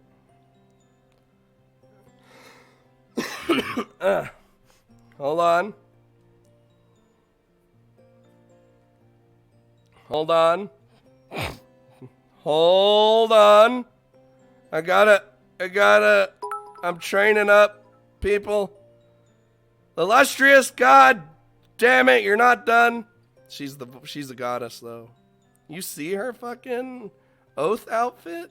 Whew! She is a spicy lady. Wait, what the fuck? What? Hold on there. Hold on, I just got an email from something crazy. Hold on. What is this email? Alright. Oh. Huh. Hey, stream support retweeted me. I guess. Draken is losing her mind. It's me, your son. You are my stalker, Neko, Mickey-chan. You're like, I got this new idea for art, and I'm like, uh-oh. All right, Draken's face is instantly dyed a deeper shade of red. At the same time, her grip strengthens to the point where the circulation of my fingers is about to be cut off. Whoa! Her reaction is greater than I'd expected. I appreciate the intimacy and all, but I'm going to lose a finger at this rate. Dude, I'd be okay with it. I would be done. Maybe I should have phrased my response a little differently. While I endure immense pain in one hand, Draken remains silent. Blushing fiercely, Draken can no longer look me in the eye and instead fixes her gaze on my chest. On my pecs. If we're going to move things along, it seems I'll need to take the initiative. What do you mean? What do you mean move things along? How about we just stay like this and forever? You know, Draken, your mother told me a few things about you as well. Like the fact that your real name is Naziel. The moment I say her real name, Draken's ears twitch. Still looking down at my chest, her lips slowly begin to move. Mama told you that? When will the next... I have no idea when the next time... They're working on another game right now. No, Amber, please. Oh, boy. Draken begins to fidget restlessly. not out of discomfort, but seemingly from embarrassment. That's too much, Mama. Giving your approval and even telling him my name. It's almost like she wants us to. Oh, what do you... What do you... Oh, boy. Draken murmurs to herself, all the while moving her shoulders and thighs back and forth. Thighs. Confused, I decide to keep the conversation going. I am happy to meet you. Whoa! Thanks for following. Hey, it's Ray! So, Draken, would you prefer if I called you Naziel? Just call me Draken, like you always have. It'll be another 1,000 years or so before I'm worthy of the name Naziel. I don't really know how I feel about that name. The actual fuck did I walk in on? You walked in on us cuddling with a dragon, Ray! It's not the right Ray, though. It's the wrong Ray. It's a different Ray. You are known as Ray Black, like Goku Black. You're Ray Black now. You're the evil one. I mean, Ray's already evil, so... I see. She doesn't want to be called Naziel until she becomes a full-blooded dragon. That's probably for the best, considering what Nidhogg said about people targeting her. It's not racist at all. Thank you. Play! You are totally awesome. Play, stop it! No. Well...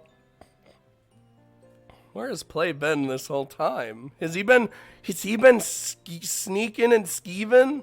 This is why I don't drop by the stream. Why not? Thank you. Well, you got a sub. Totally awesome. Almost as good. You're subbed now. You have to stay. Well, you think this is a game, Ray? Huh? Ray Black? You got Play in the wing. Going crazy. God damn it, Play. Why you just kill me? Allowing my thoughts to... Thank you. I love you all. You are totally awesome. Almost as good as Another gifted sub to Raptor Hitler D. Jesus. Oh. Allowing my thoughts to go straight for only a moment. I return to what I was saying beforehand. Wait, not. Yep, you have to stay now. All right then, Draken. Tell me, how did you get here? You mean how did I get into your bed? I mean my dorm room. How did you get past the security measures which the Academy put in place? Oh, that. Oh, yeah, there's so many Love Live ladies. Should I'm obligated to stick around? Yup. Thank you. I love you. God. You are totally V-Strike. awesome. Almost as good as Play. If you have a face next to your name, you have to stay forever. I got in the same way Mama did. Once I reached the forest surrounding the academy, I teleported from there to my room, put on my uniform, then teleported in here. It's a pretty handy spell. And then Lady Anthea. And then Sniper gets a gift sub. Almost as good as pudding. So, okay. Well, here's the thing. More Shamrock bits. Played sometimes does this thing where if he doesn't see that you have a badge, he'll sub you because he's crazy. So, yeah. Okay, I'll stay until school kidnaps me once more. Oh, don't give me a sub. Well, now all of you can spam the fucking fool-all emote, I guess. That's why he does it. So you can all spam emotes. Thank you, Lady Anthea. How long till the next gifted sub? Oh no! It's begun. I'll bet. Maybe I should keep trying to figure out that spell after all. And if I get stuck, I'm sure Draken would be willing to help me out. Don't forget, you're here forever. Yup. Once you're part of this clan, this community, you're stuck here. Your payment has been stopped due to security issues.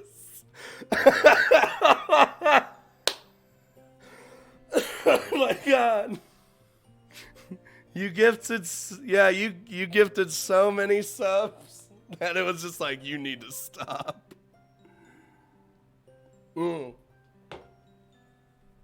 God damn it, dude. That's funny. Thanks, Play, though. I hate you, but we all love you at the same time. I smile wryly as I process Draken's response. No, I thought it stopped him. I thought it stopped him. It didn't stop him. Wait, how? That's impressive. I'm quite aware of how tricky that spell is to figure out. You must be pretty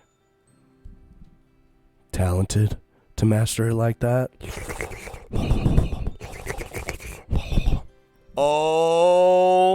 Oh, she's crying. Well, I probably shouldn't have. Twitch security can suck it. How to remove Twitch sub? Wow, you're mean, Ben.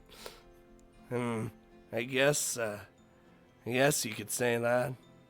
How does one get refunds? There's no refunds here. Without a hint of pride or joy in her voice, Draken nods solemnly in response to my praise. She then looks up at me with watery eyes, hesitant to continue. You are not a survivor, Turbo. Not a survivor at all. Feels... God damn it, man. Play why? She then looks up at me. Oh, I already read that. What am I doing? Actually, Sable, the truth is, I could do a lot more than I've led you to believe. Teleportation is merely a drop in the ocean. If I wanted to, I could show you far more amazing spells. It's just... Thank you. I love you all. Wait, You are Matt. totally awesome. Almost as good as pudding. Give all your money to Scott. Nego Mickey-chan, play! I'm gonna go find food. Okay, get that food. That moment when Play goes insane. Actually, he's probably not even insane. He's just sitting there, you know, giving... So what route is next? LeSha or Ray and F? I don't know, man. Draken clasps my shirt with a free hand. It's trembling slightly as she does.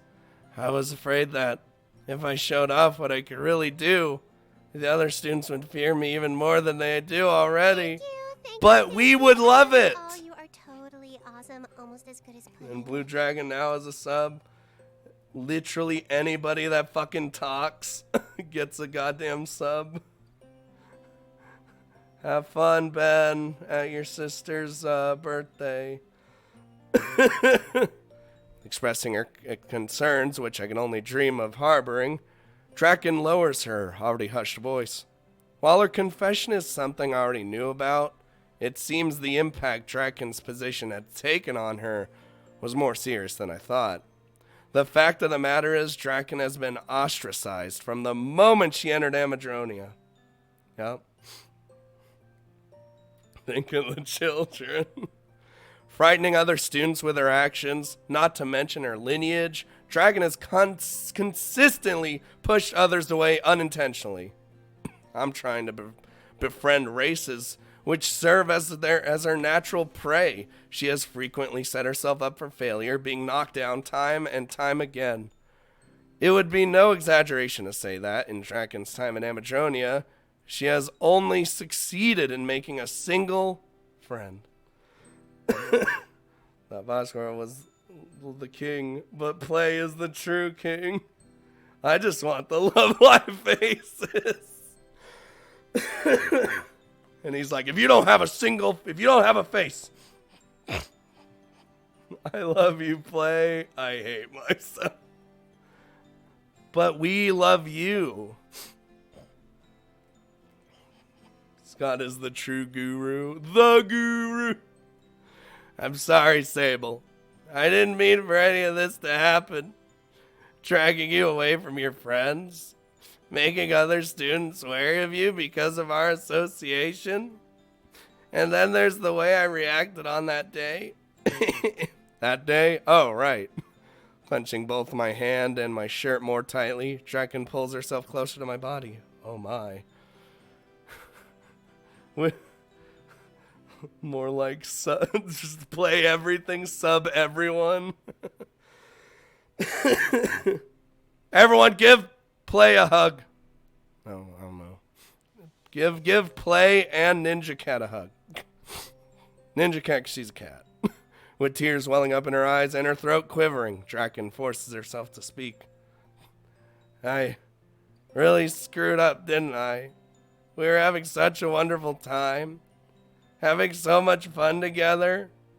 And I ruined everything.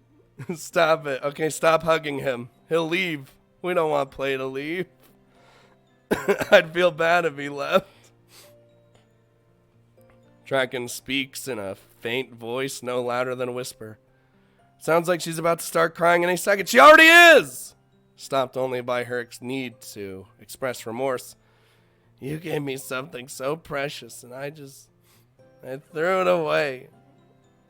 The time we spent together, my image as a human girl, the ring you spent your savings to buy. It's okay, it actually wasn't my savings. I was so grateful and angry and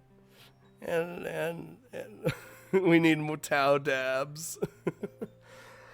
If you got BTTV, do Tao dab.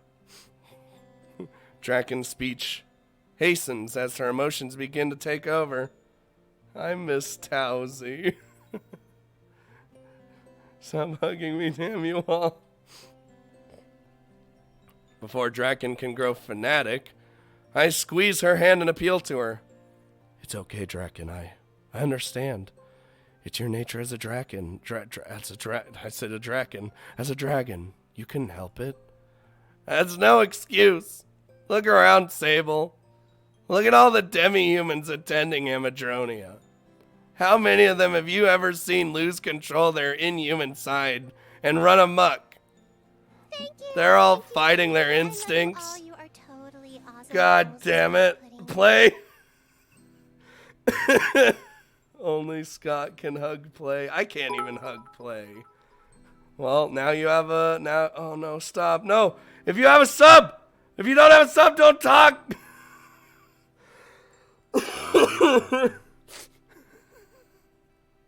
Petition to make hug for Play equal. Thank you. I love you all. You are totally awesome. God damn it. It's done, so. They're all fighting their instincts and suppressing their urges on a daily basis, trying to fit in. Have any of them ever come close to losing control of themselves in the middle of a human city like I did? I'm going to go to Germany specifically to give Play a hug. You give him a hug and it's just like, okay, bye. And then you just leave.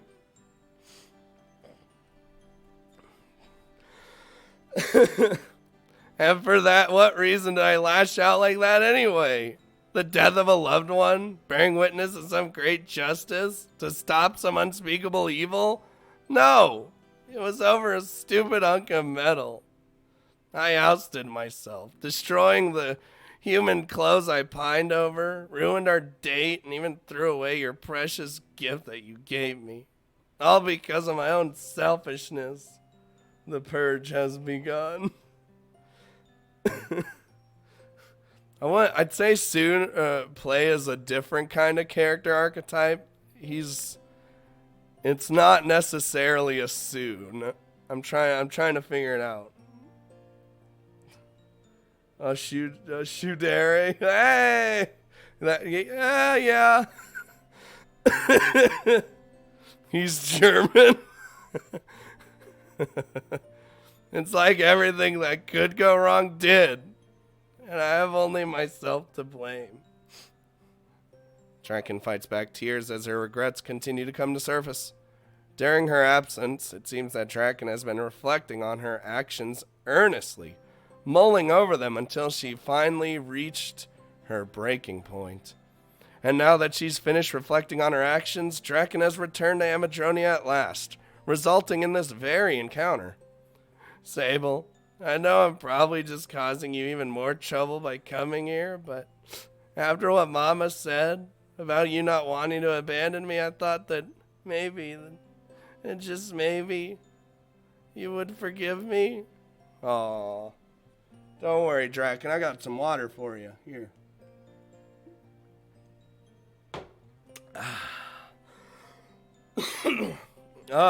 Yeah. God damn it. Everyone who got a gift sub, thank Play. Make sure you thank him. Even though he did it because he wanted Love Live Faces. Once again, clinging to her words. Her mother's words, not her own words. Draken pleads for confirmation as she finally starts to calm down. Smiling wryly, I close my eyes, then let out a deep sigh. How ridiculous. How ridiculous. Well, I have to go to sleep. Alright, we'll see you later, Goostar. Goostar. Play, you ruined my life. Dude, Play takes great pleasure in that.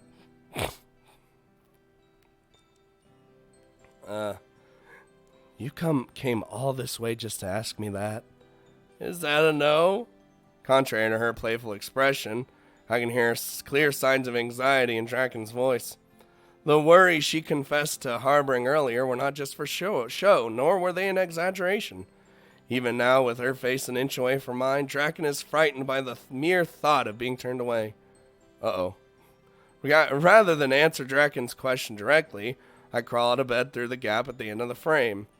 I then rummage through my belongings for a moment and pull out Draken's date clothes, mended by Drew's expert hands, as well as the ring Draken casts aside in the moment of anger. Dude, that ring's probably scratched up and shit at this point. She threw it on the ground. And I threw it on the ground. Sable, are those...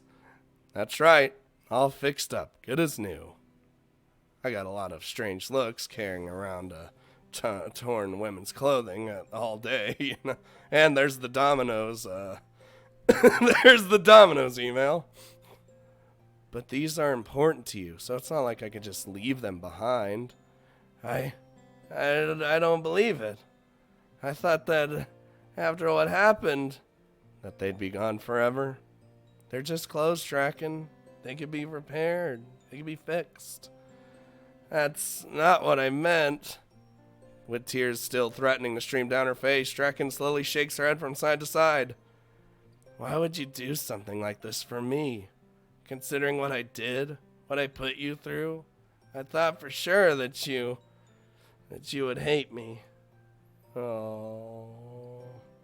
Yeah, if she had the ring on her finger when she turned into a dragon, it would have been done so.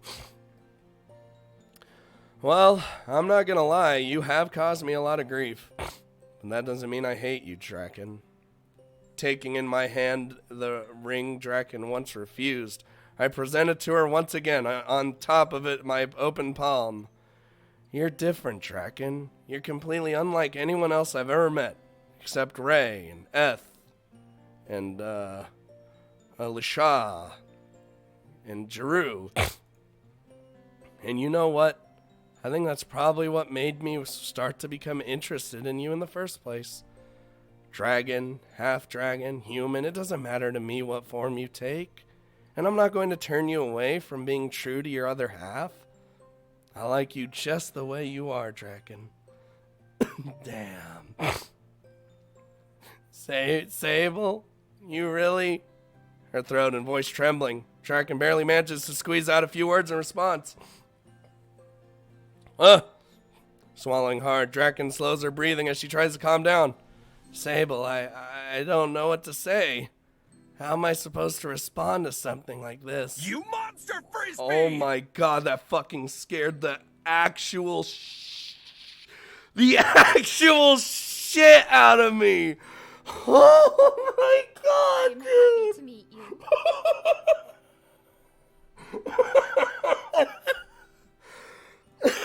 Oh my god, dude. Oh, okay, who did it? I'm looking. Hold on. Fucking. Where? For the pizza fund? God damn it, little drag.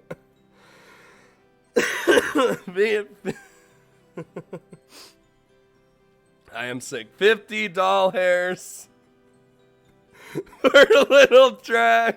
From little drag. And a follow from Dude Sprankle Dudes. Wait, what? Thank you, little drag, for scaring the fuck out of me and everyone else because I have that notification so loud in my settings. I don't know if it's loud for you guys because I have the volume lowered for you guys, but for me, it was just blasted in my face. Oh, God.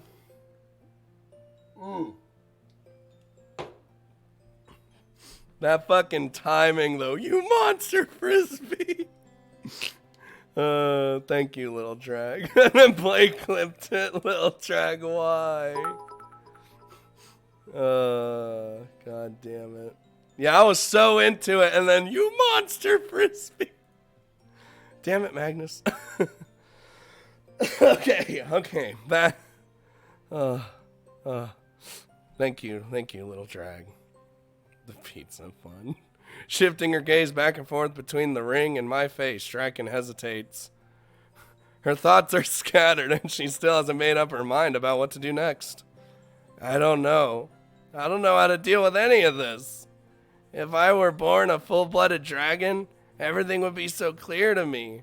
I wouldn't harbor all these useless feelings of guilt and anxiety. When do I get to meet this other Ray? Probably in a week because he's on a trip right now. I'm sorry, feel suicide, man. No, it's great. I just thought it was I think it's really funny, though. Speaking of dominoes. And yet, I don't want to be like Mama either. Draken lifts her gaze and stares directly into my eyes. Whoa! Determined, Draken raises her hand, reaches out toward the ring sitting on the top of my palm.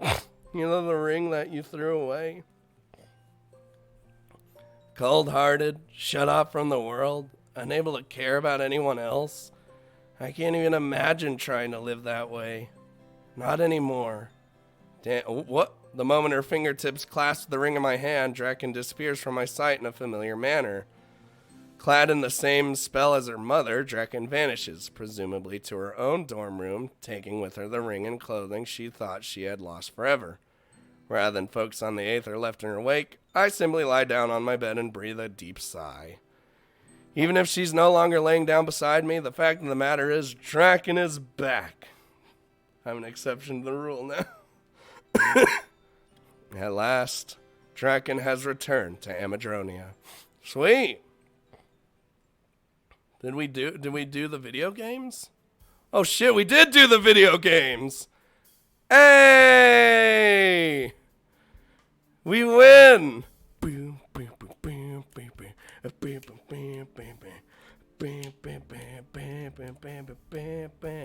She's back. Dragon. Probably gonna have an epilogue so you guys can calm down. That's probably where that thing gonna be alright. We're gonna have a little bit of a sit down. You know you are in a video game, right? You're the guy who gives cars to the Vault Hunters in the Borderlands series. I mean, didn't you already say that?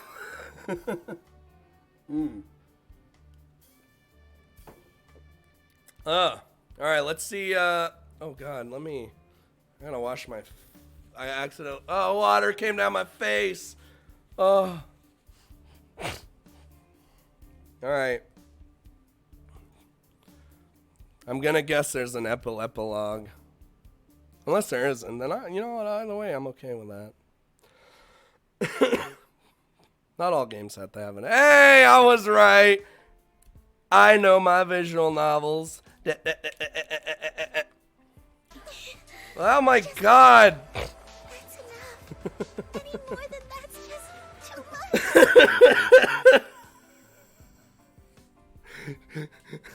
much. Just the tip. Who did it? Oh god, what? Get fucked. God, I did get fucked. Damn it, play. 40 doll hairs. That's some doll hairs right there. God damn it, play. You've already subbed literally everybody on this channel, and then you get $40? Whoa! I mean, I appreciate it. Thank you, though. How do you even change the thing to Monster Frisbee?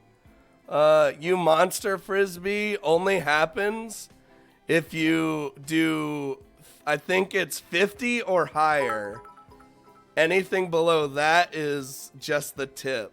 I think I said it to that because it makes sense. If you're a Monster Frisbee, you donate a lot, like a crazy amount. I mean, that is a crazy amount, I guess. But that is not as loud as that tip is small as fuck. That's not a small tip. That's $40. So is Play just your sugar daddy? Play is an enigma. Great job on YouTube videos. Been watching you since a visual novel with the vampire. Oh, that's Libra's a good one. Thank you, Play. Even though you tried to fucking scare me with you Monster Frisbee. You Monster Frisbee! Okay, that scared me a little bit because it was so loud. What just happened?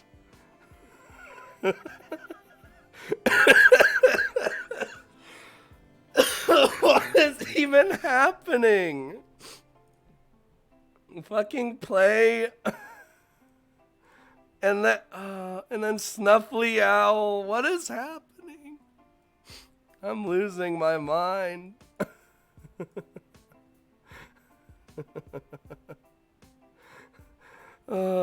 Thanks, Play. I'm getting. I want my Monster Frisbee. I'm getting tears in my eyes, guys. And more coughing. You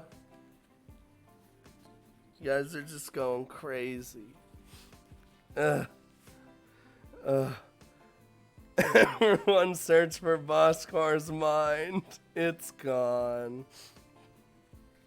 Especially considering the wait, I don't know. Damn it. No. Especially considering the feels bad man I had to talk about. Well, I didn't talk about it yet, but it helps. Thank you. Alright, I had to wipe away the tears. Now we're gonna go back to the epilogue. What feels bad, man? I haven't said it yet, but I'm gonna probably make a post or something about it. It's pretty depressing. And God damn it. Thanks for the host. Forcing myself to get out of bed at an unreasonably early hour. I waste no time before heading to the cafeteria. Now I'm beginning to feel left out. God damn it, Magnus. He's just, here you go. Here's my contributions for the day. Damn it. Thanks, Magnus. What happens if someone donates over 100? They still get you Monster Frisbee. Because that's still a you Monster Frisbee. I'll go over the Feels Bad Man after this. Alright, guys? Calm down. Unlike the other early risers, however, I have no interest in feasting or being proactive about starting my day in a worthwhile fashion.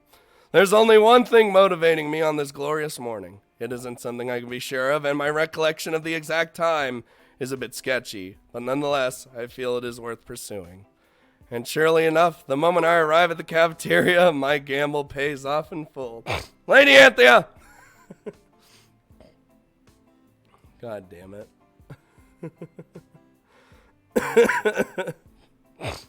Thank you. Sable! Hey, you came! I am happy to meet you. Thanks for following. Yeah, this is the epilogue. It's about time you started getting up earlier. I was sick of eating breakfast alone. Draken, the half-dragon girl who begins eating the moment the cafeteria is open for business. I usually sleep in past breakfast time, much to Draken's disappointment, but today, that is not the case. For once, I'm going to enjoy a meal alone with Draken. Just the three of us. Thank you. I love you all. You are totally Little awesome. drag. Almost as good as pudding. Also with a gift sub. Play! Play, stop. You've already done enough. 50,000 bits? Good lord. I've never even seen that fucking bit icon. Wait, did I say 50,000? I meant 5,000. My brain just died there. I still haven't seen that bit thingy. If it was 50,000, that's when I would have sent Lil Drag to kill you. Would have loved to get 50K. I don't even know what that is.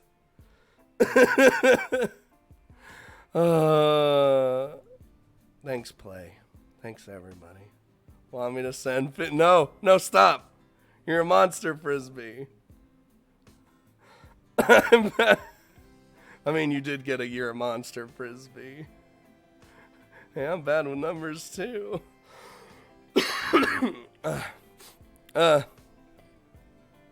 Hold on. Just wait until the feels bad man happens. For once, I'm going to enjoy a meal alone with Draken. Just the three of us? Yeah, I was like, wait, is that a typo? 3 of us. Oh. The lad has a tendency to sleep in, does he? I can relate to that. I often hibernate for a few years longer than intended. That's because you're always so active when you're awake. Once you finally go to sleep, your body needs a good rest, Mama. Perhaps you're right. Not as young as I used to be, after all. Given another few dozen millenniums, I might turn into one of those lethargic geezers who complain every time a self-proclaimed hero disturbs their slumber. Don't worry, Mama. I'm sure that ain't gonna happen, dude. This is the most awkward, like, breakfast with these two, probably. Because she just radiates this aura of, like, intensity. By that point, your cave's gonna be so full of human skeletons and no wannabe hero will dare approach you. Indeed. You always know how to make me feel better, Naziel. Mama, what'd I tell you about that? As long as we're on Academy grounds, my name is Dragon. But it's such a stupid name. I don't care. Papa came up with it and I like it. I almost forget to breathe as I watch an unbelievable scene unfold before my very eyes. 2 dragons, one of whom is famous to the point of being considered a legend, are sitting around a table in the Academy cafeteria. They're happily chatting about topics far beyond a mere human being's wildest imagination, all the while acting as though nothing is amiss. They get along so well. I don't think her dad's around no more. Nidhogg, the infamous beast known for gnawing on the roots of Yggdrasil, the world tree, and chewing on the corpses of heinous criminals. This creature of legend is currently sitting right in front of me, indulging in a nonsensical conversation with their daughter as they both assume human forms. It's almost enough to make me doubt my own sanity. Nidhogg, so forgive me for asking such a rude question, but what are you doing here? Nidhogg turns her gaze towards me, effortlessly piercing my body with nothing but a glare. Yup. A shiver runs down my spine as my eyes meet hers, and for a moment I fear that I'm about to be killed. What a foolish question. Clearly I'm here to speak with my daughter and to sample the pitiable morsels which are being passed off as food in this establishment. No, that's not what I meant, Empress Nidhogg. Probably several hundred years. Do not call me that, human. I am no empress, and hearing you call me that brings to mind a mental image of that foolish elf who runs this academy. Mama hates being given weird titles like empress and world eater. It was amusing at first, but I have long since grown tired of collecting such meaningless titles. Besides, there is no need for such formalities between us. You may address me as you would if you were speaking to anyone else. You don't mind? Why would I? We're practically family at this point anyway. Damn! Oh, that's good to hear. Wait a minute, we're family? Aren't we? As I recall, you proposed to my daughter. A man gifting a ring to a woman has for centuries been a human ritual, alluding to the prospect of marriage.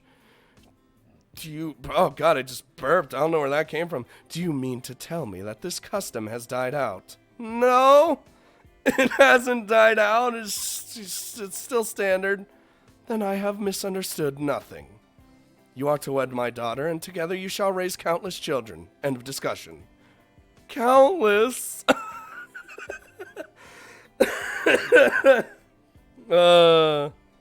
Do dragons even practice the ceremony of marriage? Draken, you don't have anything to say about this at all?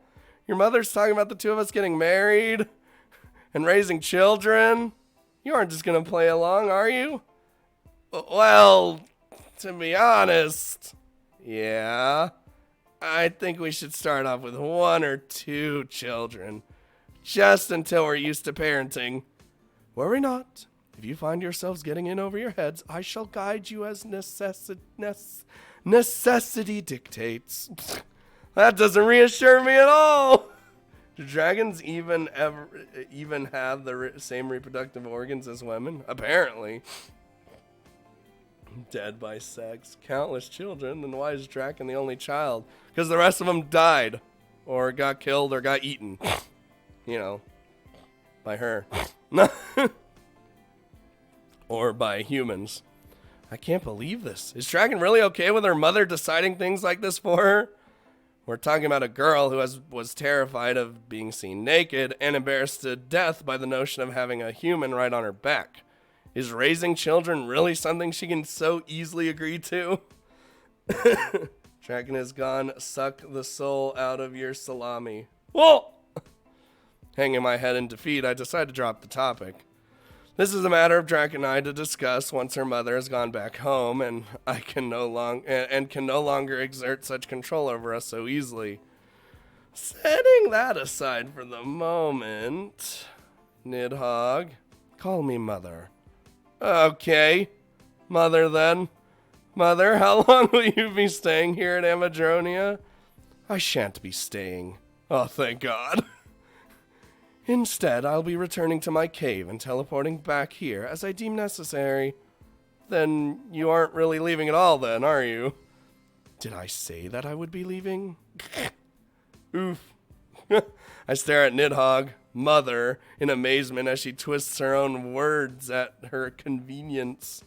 She may not technically be staying here, but at the same time, I can't really say that she's left Amadronia either. For better or worse, it seems Nidhogg has decided to keep a close eye on her daughter and son-in-law from now on.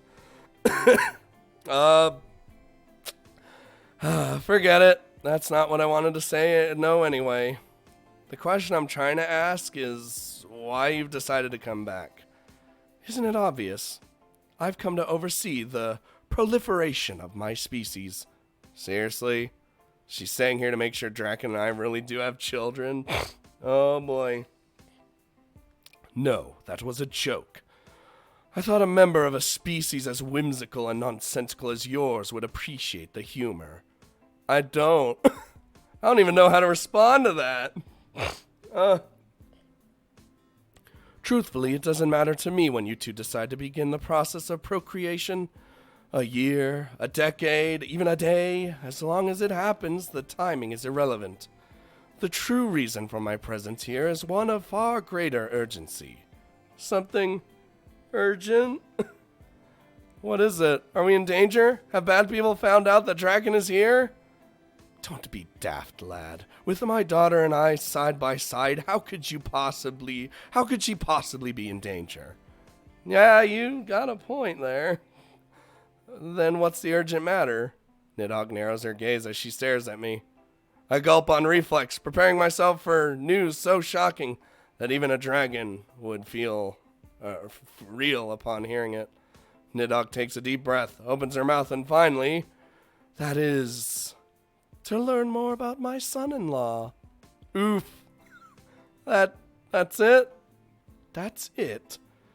Lad, do you not understand the importance of what I'm saying? My daughter has chosen you. She has made you her property and pledged to bear your children. As her mother, it is my duty to ensure that this decision of hers is not a mistake. Oh. Look how she smiled. Yup. You seen it? The stretch. Oh, shocked by the irrational words spewing forth from Nidhogg's mouth, takes me a few moments to gather my wits and respond appropriately. Wait a minute. You're really here to make sure Draken and I have children after all? Is that a problem? Of course it's a problem! Crusader. This is all way too soon. We aren't going to be doing anything like that. Not if you don't pass my trials. What? More trials? You humans are so easy to rile up. I do think I'm going to enjoy being a so-called mother-in-law. Oh, kill me already. Mama, that's enough. Let Sable eat in peace.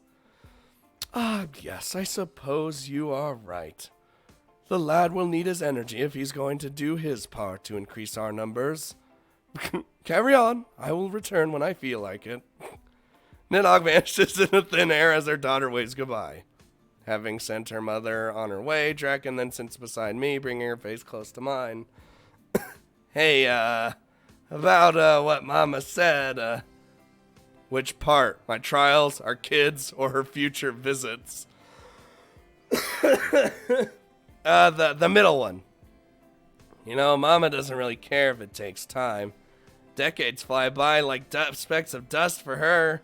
So, I don't want you to feel pressure or anything, but I also don't want you to rule it out.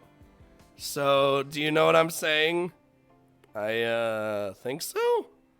Even if we don't have any such intention right now, that might not be the case when we're older. So I should just try to keep an open mind and not reject what she's saying, right?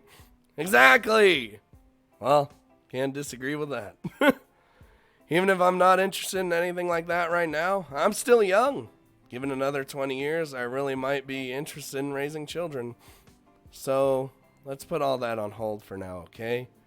We'll put your mother's desires in the back of our minds and do as we see fit. I couldn't have put it any better myself. Oh, no sooner has she sat down next to me than Draken stands up once more. Oh, I thought she teleported away. She turns around, faces the direction of the dorm, and steps away from the table. Draken, where are you going? Aren't you going to at least finish eating? I am still a bit hungry. But nah, you can have the rest of it. I'm gonna go get ready for class. I'll catch up with you after you've eaten breakfast, okay? Okay. Sounds good. That's weird. See you soon?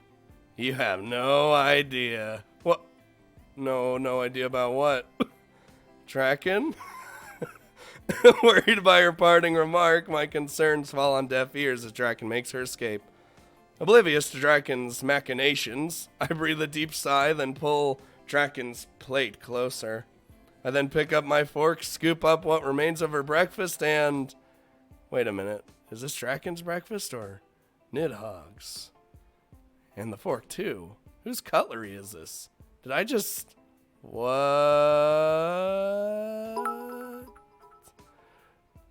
God damn it.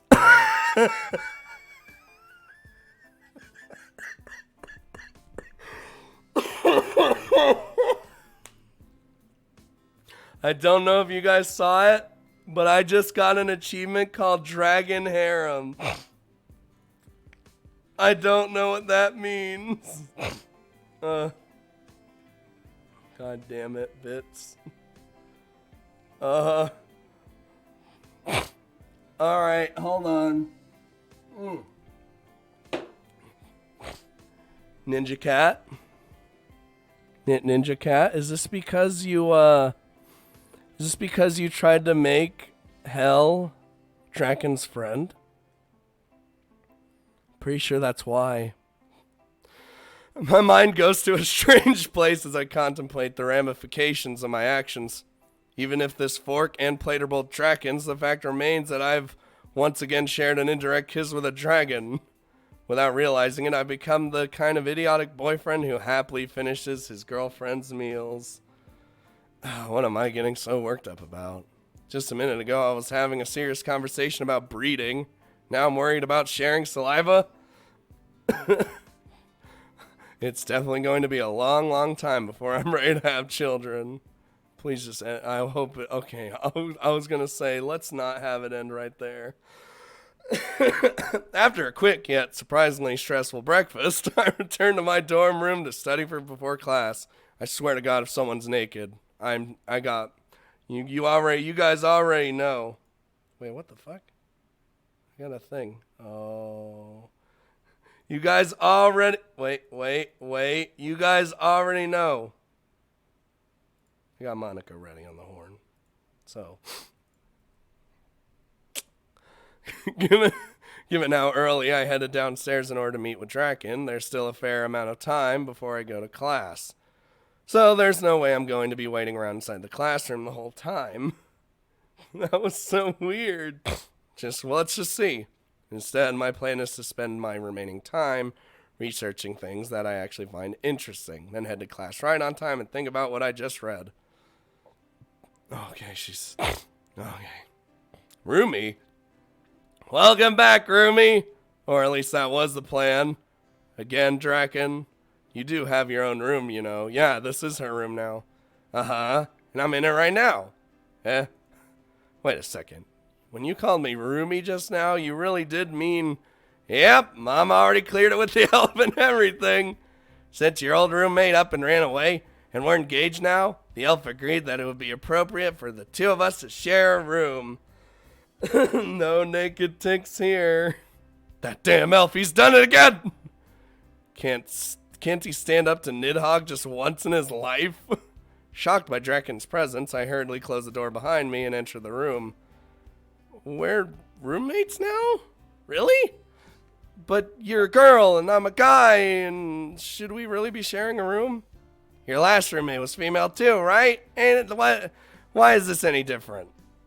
Tix was like a tiny little nudist who could bathe in the sink and get changed inside of a backpack. What are you gonna do when it's time to change clothes?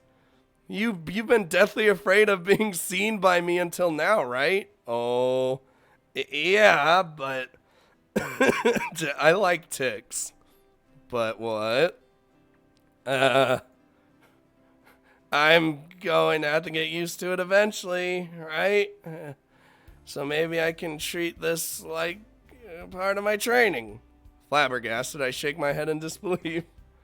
This is just so weird. Are you really okay with this, Draken?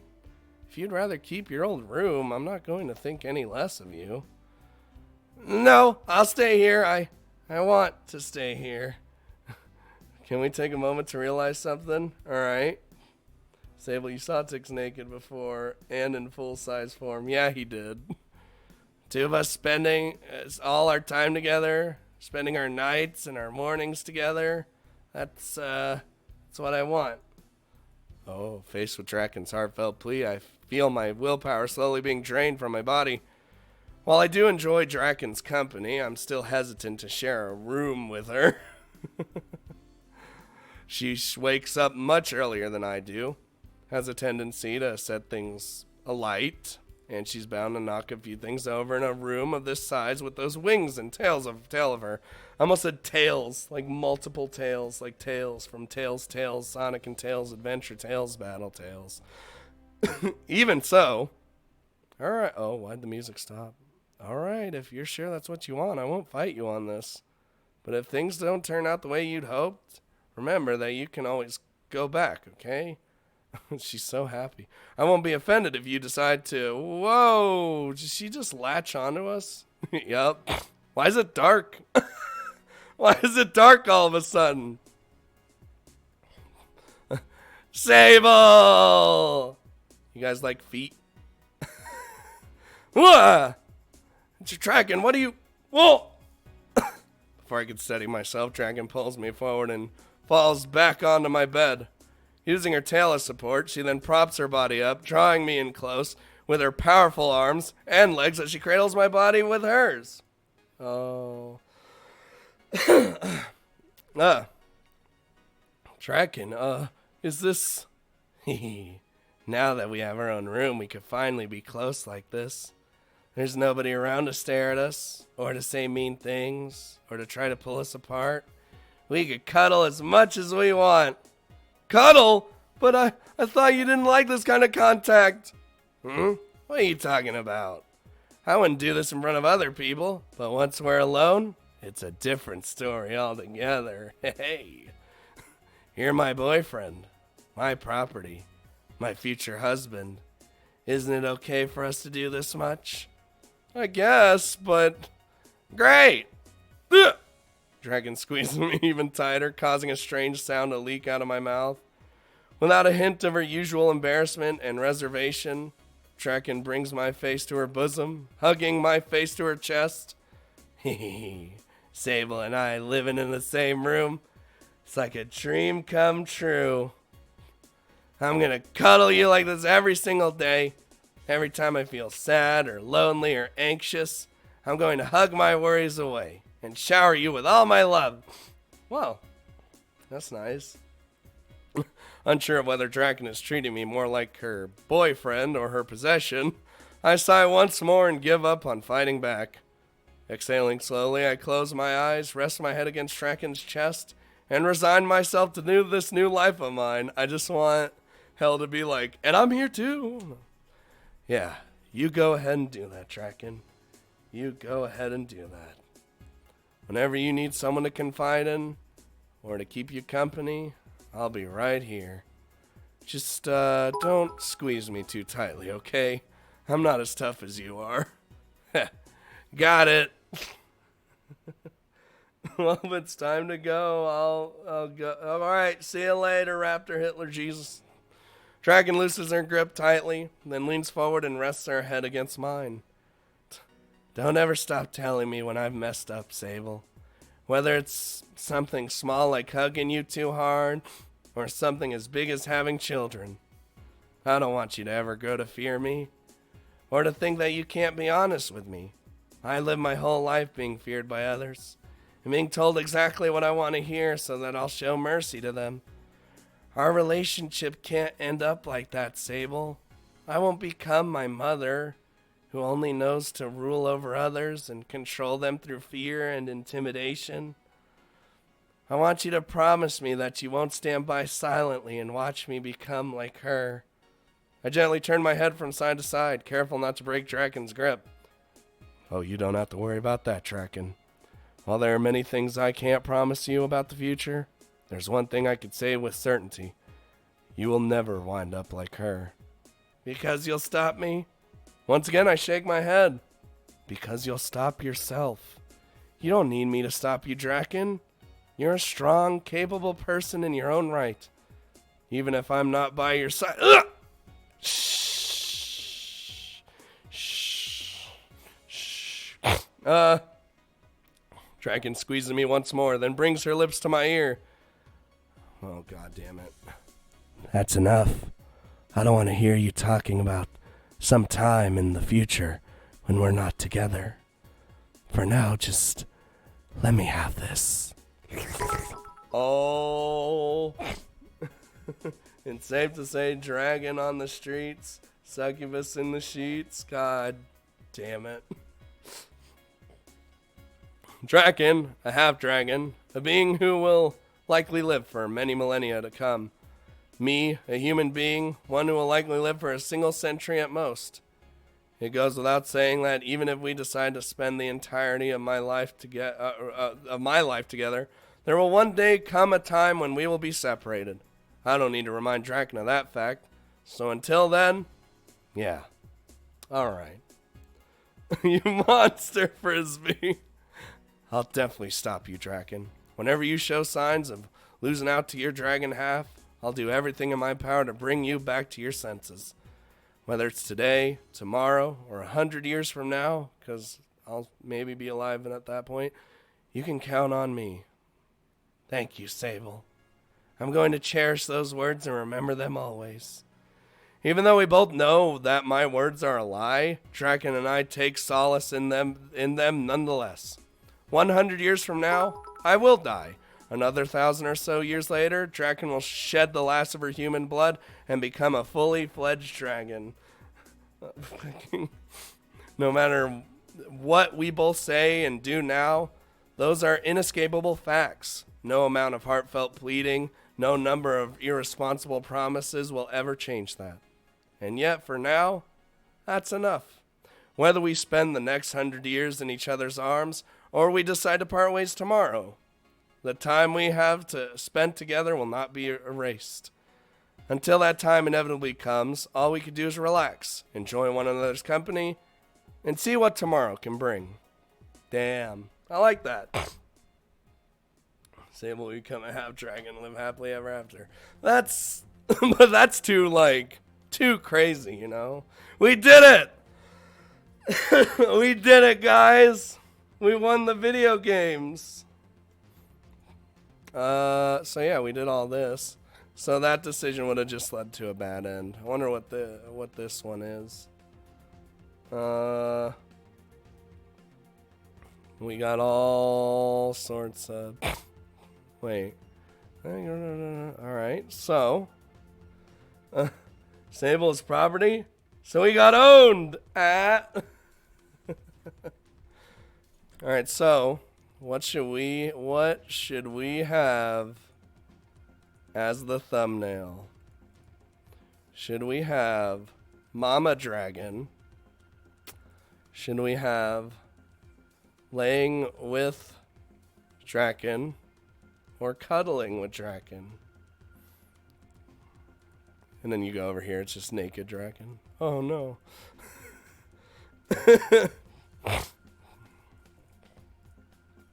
The cuddle. Let's do the fairy one. She doesn't have her route yet. I gotta hide from play for the rest of my life. No one can hide from play. If he wants to find you, he'll find you. And when he wants to do something, he'll do it. Cuddling. Alright, we'll do cuddling.